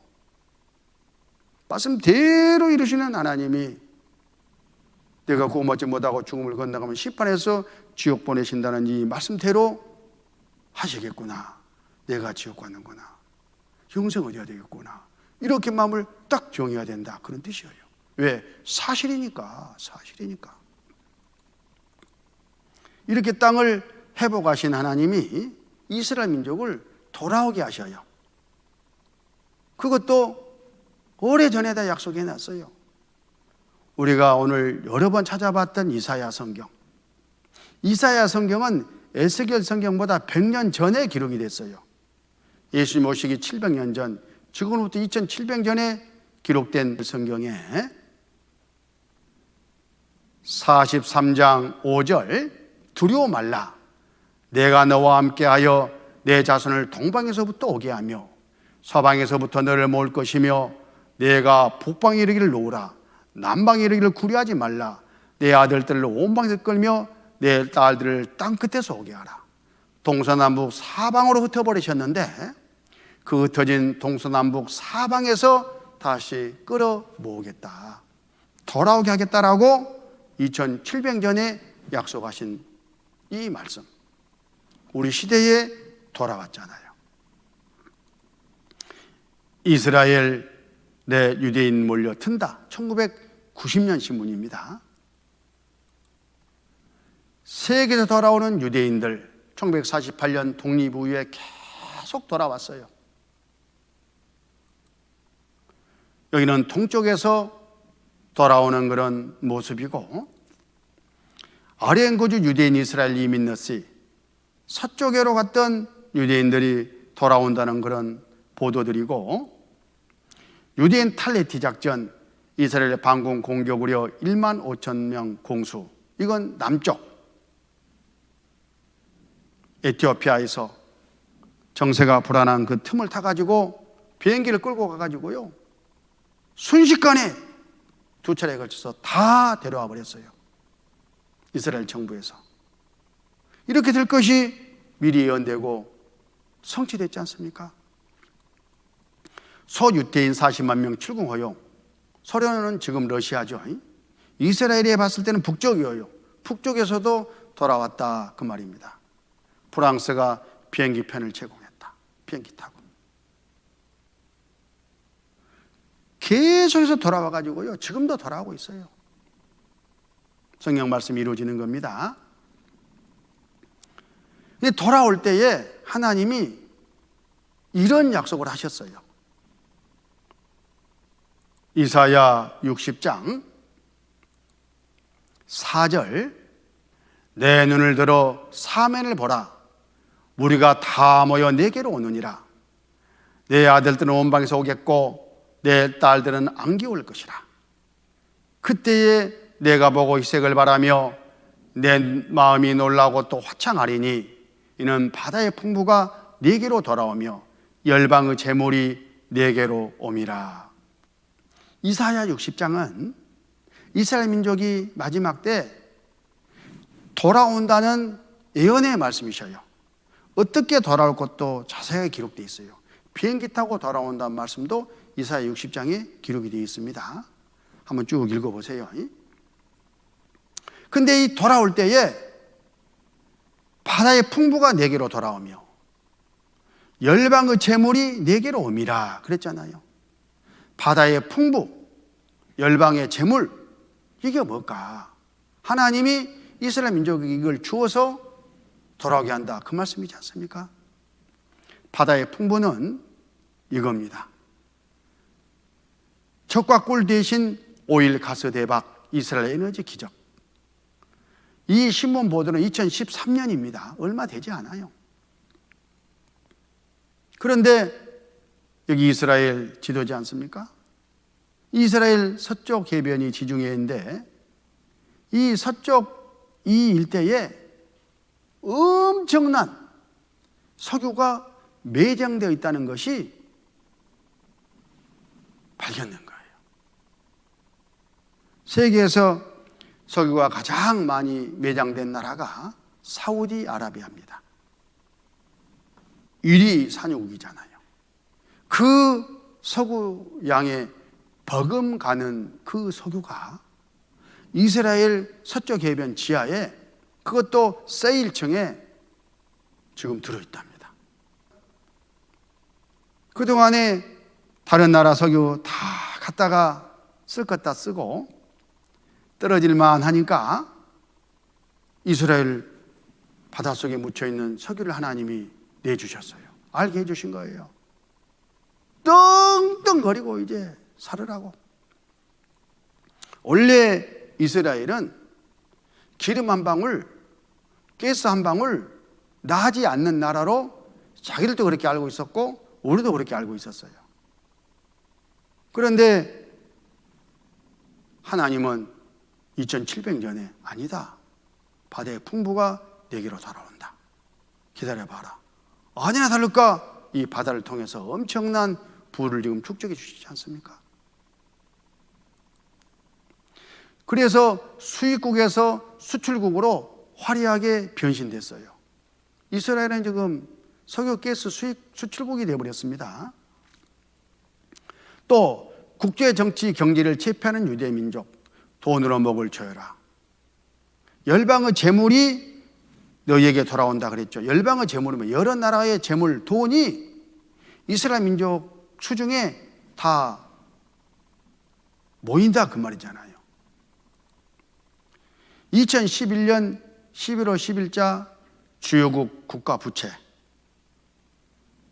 이 두 표를 보면 세계에서 가장 빚이 많은 나라가 일본이에요. 일본. 일경 2846조. 두 번째가 미국입니다. 일경 1054조. 지금은 현재는 미국과 일본하고 바뀌었어요. 순위가. 어찌 됐든 간에 1등, 2등이요. 빚쟁이 국가들이요. 그 다음 이탈리아, 프랑스, 영국, 독일, 그리스, 한국. 뭐야 이거. 선진국이라는 나라들은 전부 다 빚더미에 앉아있네. 그렇습니다. 그러면 이런 나라들이 이렇게 많은 빚을 어디서 얻어왔을까? 바로 유태인들이 경영하는 은행에서 얻은 거예요. 모든 세상 돈이 유대인 수준으로 다 들어가 있습니다. 그래서 이 돈을 가지고 정치, 경제, 언론 모든 것들을 좌지우지하고 있습니다. 유대인들이 세상을 지배하고 있다 그런 뜻입니다. 이렇게 해주실 것을 하나님이 지금으로부터 3,500년 전에 성경에 약속하셨어요. 신명기 15장 6절, 내 하나님 여호와께서 내게 허락하신 대로 내게 복을 주시리니 내가 여러 나라에 꾸어줄지라도 너는 꾸지 아니하겠고 내가 여러 나라를 치리할지라도 치료를 받지 아니하리라. 돈을 여러 나라에다가 꾸어주고 그 위세로 그 나라를 치리 다스리도록 해주겠다 하는 약속이지 않습니까? 국제금융 주무르는 보이지 않는 선, 유대 민족이다 그 말이에요. 2% 유대인 미국을 쥐락펴락하고 있다. 미국 전체 인구의 2% 얼마 안 되죠. 그 사람들이 미국을 쥐었다 놨다 한다 그 말이에요. 무엇으로? 돈으로. 정치 경제 꽉 쥐고 있어요. 또 미국은 어떻습니까? 세계를 쥐락펴락하고 있잖아요. 그러니까 유대인들이 미국을 통해서 이 전 세계를 지배하고 있는 거예요. 그렇게 보면 틀림이 없습니다. 타입별이 세계를 지배한다. 주관조선. 막강한 자본력으로 선진국 정치, 경제, 언론계를 장악했다. 자기들 마음대로 세상을 흔들고 있는 겁니다.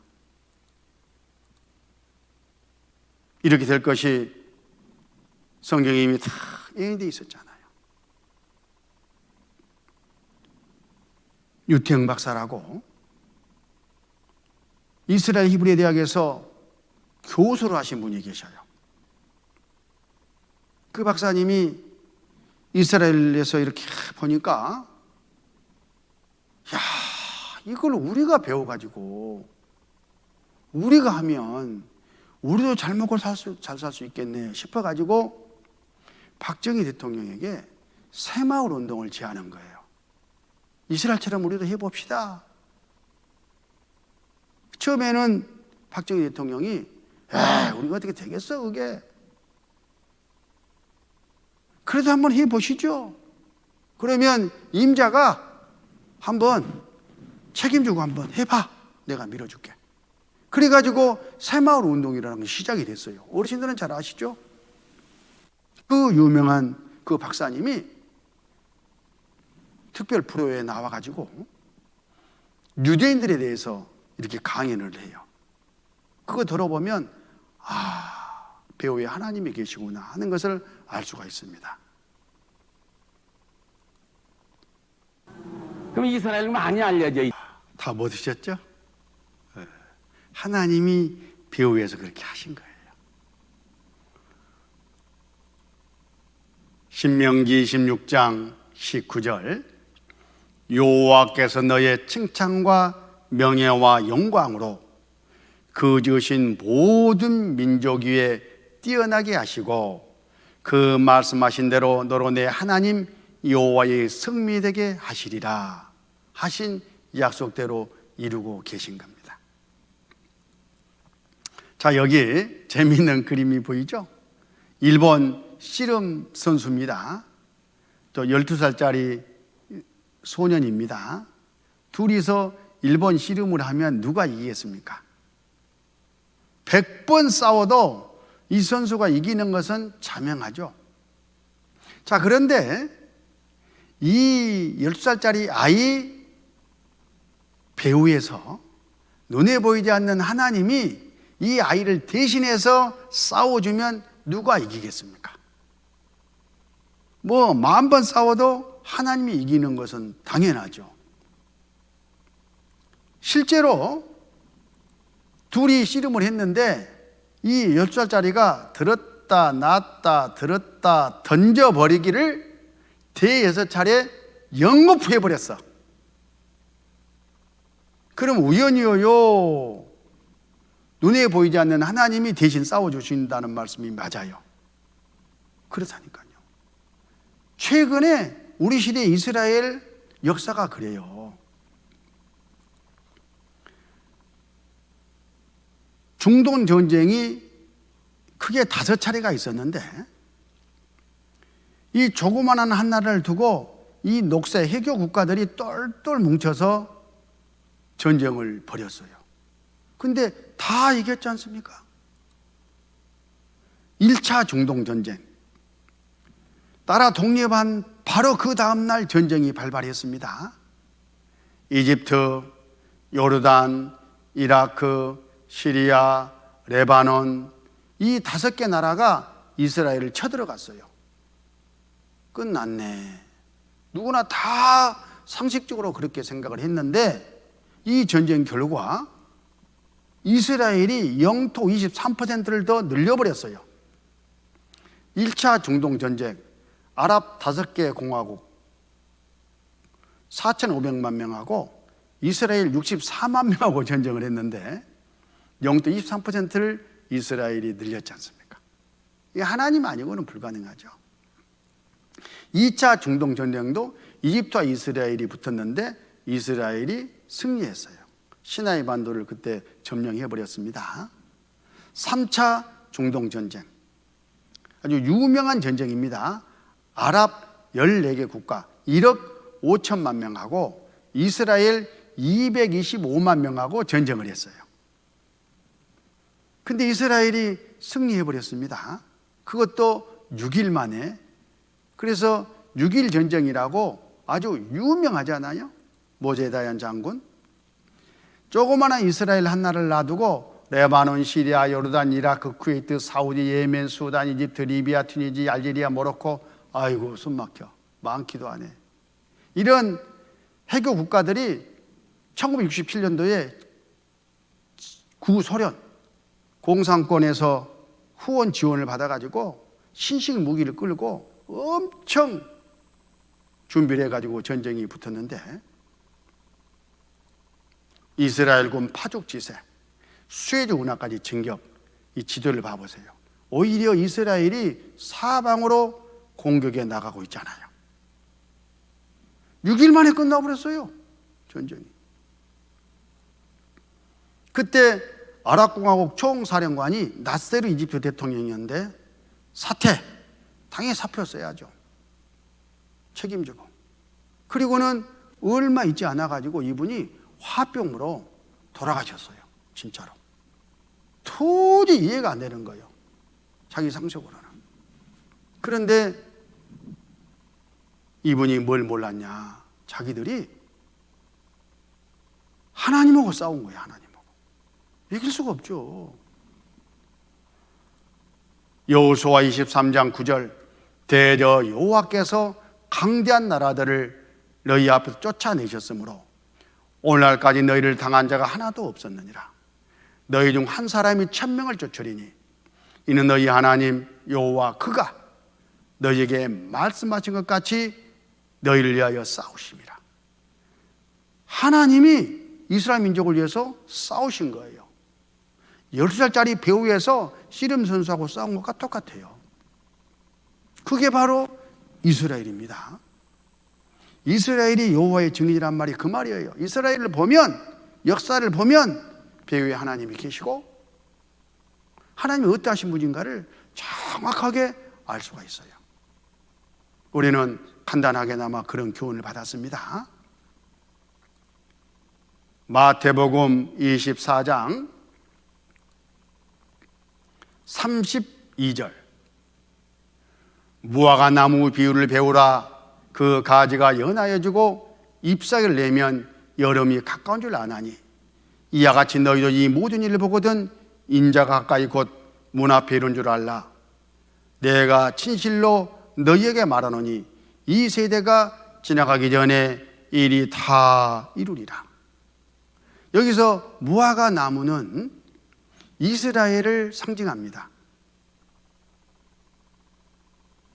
우리나라는 무궁화가 상징한 것처럼 무화과 나무 비유를 배우라. 그 말은 이스라엘을 보고 교훈을 받아라, 그런 뜻이에요. 어떤 교훈이냐 하면 그 가지가 연하여지고 잎사귀를 내면 여름이 가까운 줄 아나니 교훈에 양상했던 무화과 나무에서 파릇파릇 잎이 나오고 빠른 속도로 열매가 맺고 따먹을 때쯤 되면 추수 때가 아니냐, 늦 봄, 초여름, 그때가 이스라엘의 추수기예요. 우리나라는 쌀 농사기 때문에 가을이 추수기지만은 거기는 밀 농사기 때문에요. 무화과 열매가 맺혀가지고 따 먹을 때쯤 바로 그때가 추수기예요. 그런 것처럼 하나님도 이 세상 구원의 농사를 그동안 지어 오셨는데 그 농사를 이제 끝내고 더 이상 기회 줘봐야 고음 얻을 사람이 없겠다 이렇게 싶으면 고음한 사람을 데리러 오셔요. 이 세상 불로 심판하기 전에 안전한 곳으로 약속했던 구원 후 방주로 피하게 해야 되잖아요. 그러기 위해서 고음한 사람을 데리러 오신 뒤에 7년 후 이 세상 죄악을 심판하는 일을 시작하셔요. 알곡은 모아 콧간에 들이고 쭉정이는 꺼지지 않는 불에 농부가 추수 때에 태우는 것처럼 하나님도 이 세상 마지막 추수를 그렇게 마무리하실 때가 다 된 줄 알아라, 그런 뜻이에요. 그래서 33절에 이와 같이 너희도 이 모든 일을 보거든 인자 가까이 곧 문 앞에 이른 줄 알라. 인자는 예수님. 예수님은 십자가에 못 박혀 돌아가셨죠. 그런데 하나님이시잖아요. 제사 갚기 위해서 고통받고 돌아가셨지만 제사를 싹 갚아놓은 다음에는 죽음의 사망에 죄의 굴레에 붙잡혀 있을 분이 아니에요. 하나님이시니까.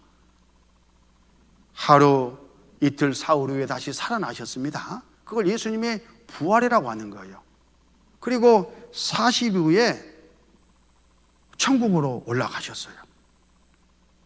그러시면서 내가 마지막 때 이 세상 불로 심판하기 전에 구원받은 사람을 데리러 오겠다 약속하고 가셨어요. 여기 그때가 가까운 줄 알아라, 그 말이에요. 인자가 가까이 곧 문 앞에 있는 줄 알라. 지금 이 시대가 그런 시대다, 그런 뜻입니다.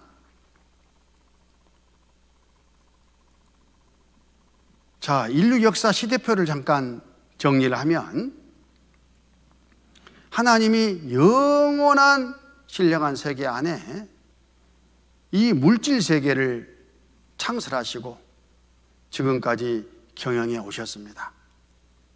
물론 목적은 구원 얻는 사람과 함께 천국에서 영원히 살기 위한 사랑의 짝을 예비하신 것이 목적입니다. 이 세상 역사를 5도막으로 나누어서 경영하셨는데 아담에서 아브라함까지, 또 아브라함에서 예수님까지를 한 도막, 예수님부터 시작해서 예수님이 구원받은 사람을 데리러 오는 공중재림까지가 한 도막, 공중재림 뒤에 7년 후 이 세상을 심판하러 오시는 이 기간을 또 한 도막, 그리고 이 뒤 천년 왕국, 이렇게 나누어서 이 세상 안에서 역사를 경영해 오셨어요. 자, 아담에서 아브라함까지 이 때를 양심시대, 방치시대, 그렇게 불러요. 이 말씀은 각 사람에게 선악을 분별할 수 있는 양심을 넣어주시고 그 양심 가지고 선을 추구해 보라고 기회를 주신 거예요. 그랬더니 어떻게 됐습니까? 한 번은 노아 홍수로 완전히 심판받지 아니 만들 그런 상황에 처해졌고, 또 그 다음 바벨탑 그 시절에는 하나님을 찾는 사람이 하나도 없는 그런 상태로 막을 내렸습니다. 그래서 하나님께서 아브라함이 우선 이스라엘을 선택하시고 이스라엘에게 율법을 주셨어요. 하나님의 말씀을 맡기신 거예요. 그래가지고 말씀대로 살아보도록 하셨습니다. 이때를 선민시대, 율법시대 그렇게 부릅니다. 그러나 이 또한 실패했죠. 구세주를 십자가에 못 박아 죽인 바로 그것이 실패했다는 증거예요. 그리고 예수님이 와서 이 세상 죄인들을 구원하는 일을 다 이루시고 이스라엘이 배척한 이 구원의 이 은혜가 이방인들에게 넘어왔어요. 그래서 이방인들이 한 일 없이 공짜로 구원을 받고 천국 가는 이 시대가 열린 거예요. 그것도 2000년 동안 계속 이어져 왔지 않습니까? 근데 더 계속 되는 게 아니라 아까 말씀드린 것처럼 더 이상 구원받을 사람이 없으면 이제 문을 닫습니다. 예수님이 구원받은 사람을 데리러 오시고, 그러면 구원받은 사람 올라가고, 그리고 7년 후에 이 세상 7년 한란을 거치고 나서 천년왕국으로 들어가는 거예요. 그리고 천년이 다 지나고 나면 우리가 바라는 영원한 천성, 천국으로 구원받은 사람은 올라가고, 구원받지 못한 사람은 음부에 있다가 영혼만 들어가는 지옥이 있어요. 거기에 있다가 몸까지 다시 영혼이 사는 몸으로 살아나가지고 백보자 심판 때 심판을 받고 영원한 형벌 가운데로 들어가요. 얼마나 고통스러운지 몰라요. 이런 운명이 앞으로 기다리고 있고, 하나님은 이 일을 위해서 쭉 인류 역사를 경영해 왔는데 한 사람도 이 지옥에 가는 것을 원치 아니하신다니까요. 이걸 이제 확대해 가지고 잠깐 더 심층적으로 교훈을 받아보면, 우리가 지금 어디 살고 있느냐, 이쯤 살고 있어요. 이쯤. 곧 주님이 오시기 바로 직전에 지금 살고 있다 보시면 됩니다. 어느 순간 예수님이 공중에 재림하시면 이 막동이까지 다 들림을 받아요.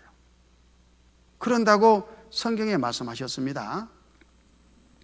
데살로니가전서 4장 16절, 주께서 호령과 천사장의 소리와 하나님의 나팔로 치니 하늘을 쫓아 강림하시리니 그리스도 안에서 죽은 자들이 먼저 일어나고 그 위에 우리 살아남은 자도 저희와 함께 구름 속으로 끌어올려 공중에서 주를 영접하게 하시리니 그리하여 우리가 항상 주와 함께 있으리라. 주님 오시잖아요. 그때 구원받고 먼저 돌아가셨던 분들 신령한 몸, 영원히 천국에 살 수 있는 그 몸으로, 영광스러운 몸으로 다시 부활해가지고 쑥 올라가고, 그때까지 죽지 않고 살아있는 사람은 그 자리에서 그 신령한 몸으로, 썩지 않는 몸으로, 영광스러운 몸으로 변해가지고 그대로 올라가요. 주를 영접하는 거예요. 그리고 항상 주님과 함께 이제 살아요. 이해가 안 가면 이걸 보면 금방 이해가 가요. 친구는 애벌레. 자기가 장차 나비 될 줄을 모르죠.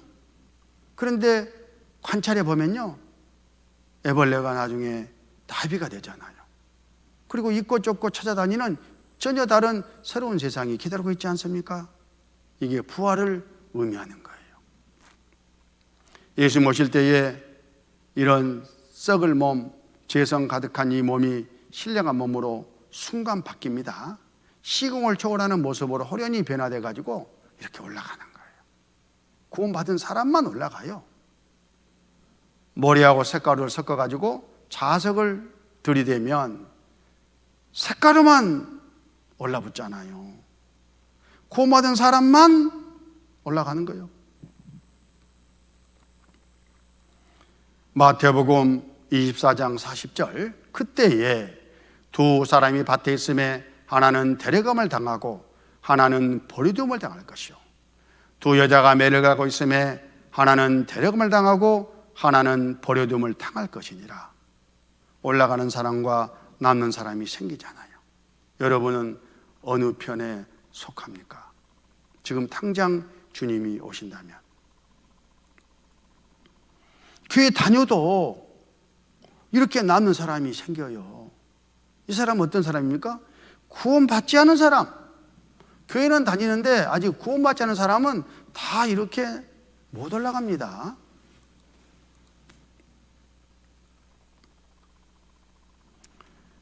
들림받은 사람들은 7년 동안 주님과 함께 천국에서 혼인잔치를 해요.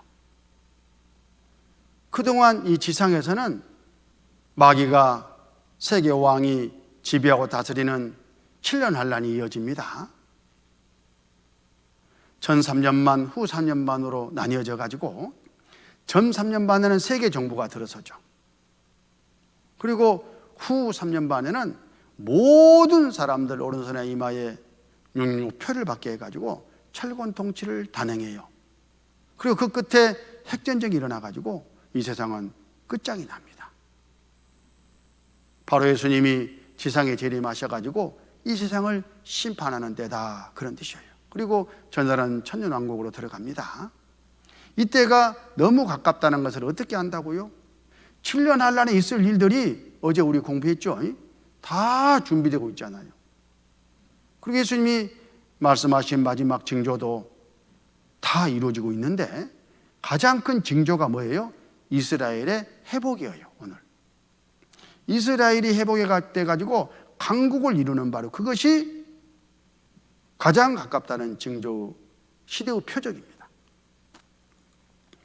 마태복음 24장에도 거짓 그리스도, 전쟁, 기근, 지진, 질병, 주가 낡아지고 동식물이 멸종되고 이런 일들이 쭉 있다고 징조를 말씀하셨는데 실제 다 이루어졌잖아요.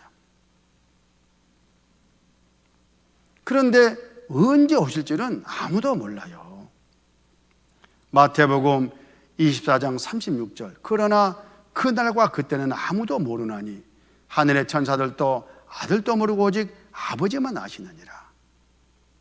주님 오실 날이 가깝다, 이렇게 징조는 보고 우리가 준비해야 되니까 하나님도 말씀하셔가지고 교훈을 받지만 언제 올 줄은 몰라요. 그런데 어떤 사람들이 몇 월, 며칠, 몇 시에 예수님 오신다 이렇게 말하면 시한부 종말론자들, 그건 이단 가짜예요. 왜? 성경이 모른다 했는데. 성경과 다르니까. 92년 10월 28일, 24시에 휴거된다, 이런 사람들이 그때 있었죠? 아마 경험자들도 있으실 거예요.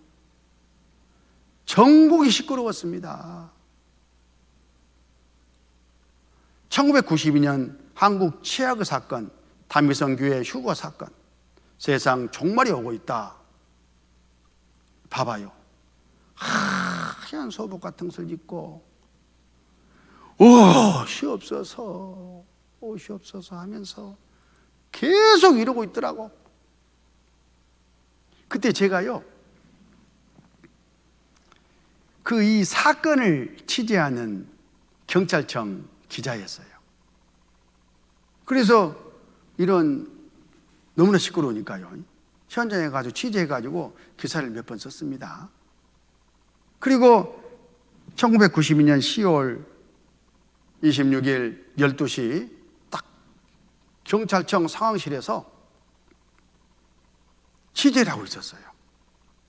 후배 기자들 각 교회에다 싹 보내놓고, 경찰들은 또 그 교회 주변에 막 전부 또 나가가지고 비상 걸려서 잠복 근무했죠. 소방대원들은 혹시나 이 사람들 또 사고 내가지고 불날까봐 비상 근무하고. 땡 시간이 됐는데 올라갔냐? 아니요. 조금 기다려봐봐. 올라갈 기대해서 기다려보란 게 아니라, 기자는 심보가 그래요. 싸워야 돼. 자기들끼리 싸워야 돼. 막 항의하고. 그래야 기사가 더 커지니까. 지금은 조용한데요. 알았어. 바쁘잖아요. 지금 12시니까 빨리 윤정기 돌려야 되잖아요. 내일 아침 신문에 보도해야 되니까. 그래서 마감을 하고 그때 송고했던 기사가 이 신문입니다. 암을 들었던 12.8 소동, 불발 휴거, 가정 바탕 등 폐의 상처 너무 커, 각계 희대의 사기극 엄벌 마땅. 증거가 있어야 되겠죠?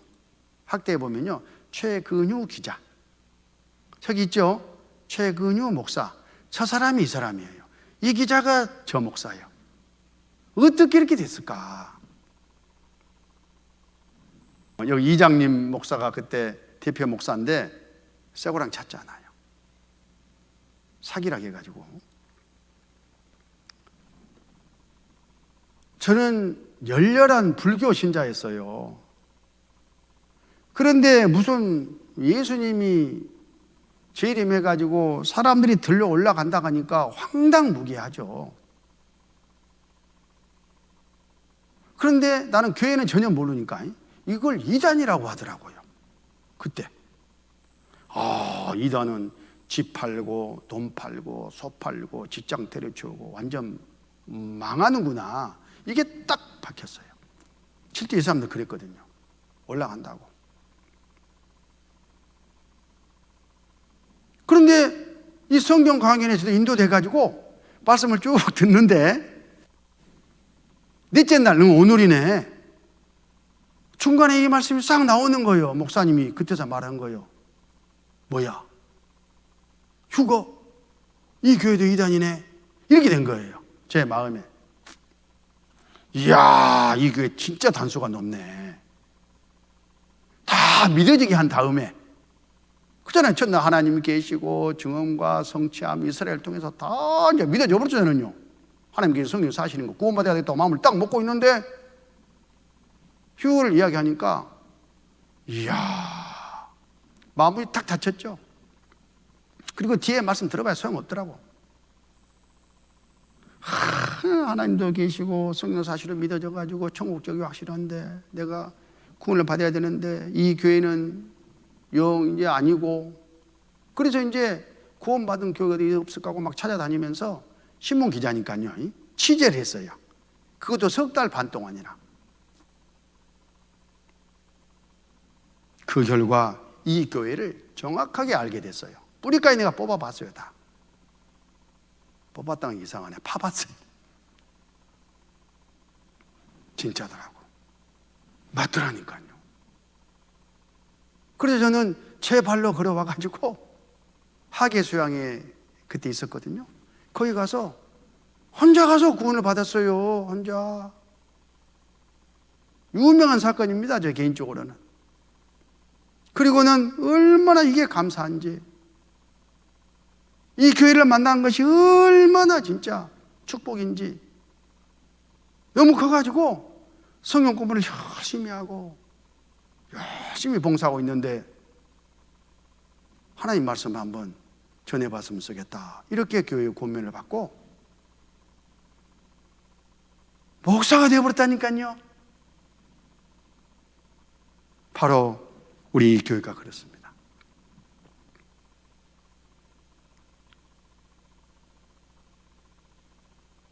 누가 뭐라 해도 성경 말씀이 여기가 참이다, 이렇게 증거를 해줘요. 저는 그걸 알았어요. 혹시나 주변에서 이상한 말 하는 사람들, 지금은 이제 그런 사람들 그렇게 많지 않아요. 구식 텅텅 먹은 사람들이나 자기네들 무슨 교회 교인들 지키려고 써먹는 것이지, 장로교 연합이라든가 한국교회 총연합에서요, 우리 교회 잘못된 거 가르치지 않는다는 거 이미 조사해가지고 다 발표했어요. 그래서 혹시나 그런 잘못된 소리를 들으신 분들 계시면 참고하시라고 내가 좀 자세히 말씀을 드렸습니다. 주님 오시면 바로 올라가야 돼요. 마태복음 24장 42절, 그러므로 깨어 있으라. 어느 날에 너희 주가 임할는지 너희가 알지 못함이니라. 너희도 아는 바니 만일 집주인이 도적이 어느 경점이 올 줄 알았다면 깨어 있어 그 집을 뚫지 못하게 하였으리라. 이러므로 너희도 예비하고 있으라. 생각지 않은 때에 인자가 오리라. 오실 날이 가깝다는 것은 성경으로 확실하잖아요. 이번에 모두가 다 결단하고 구원을 받는 그런 역사가 있어야 되겠습니다. 잠깐 기도하겠습니다. 아버지 하나님, 감사합니다. 이스라엘 민족을 통해서 구원의 소중함을 깨닫게 해주시고 또 성경 말씀이 그대로 이루어지는 것을 교훈받으면서 우리 마음이 하나님께 더욱 가까이 나갔습니다. 주님 오실 날이 너무나 가까운 이때에 우리가 마음을 결단하고 이번 다 구원을 받을 수 있도록 도와주시고 인도해 주시옵소서. 우리 구주 예수님 이름으로 기도드렸습니다. 아멘.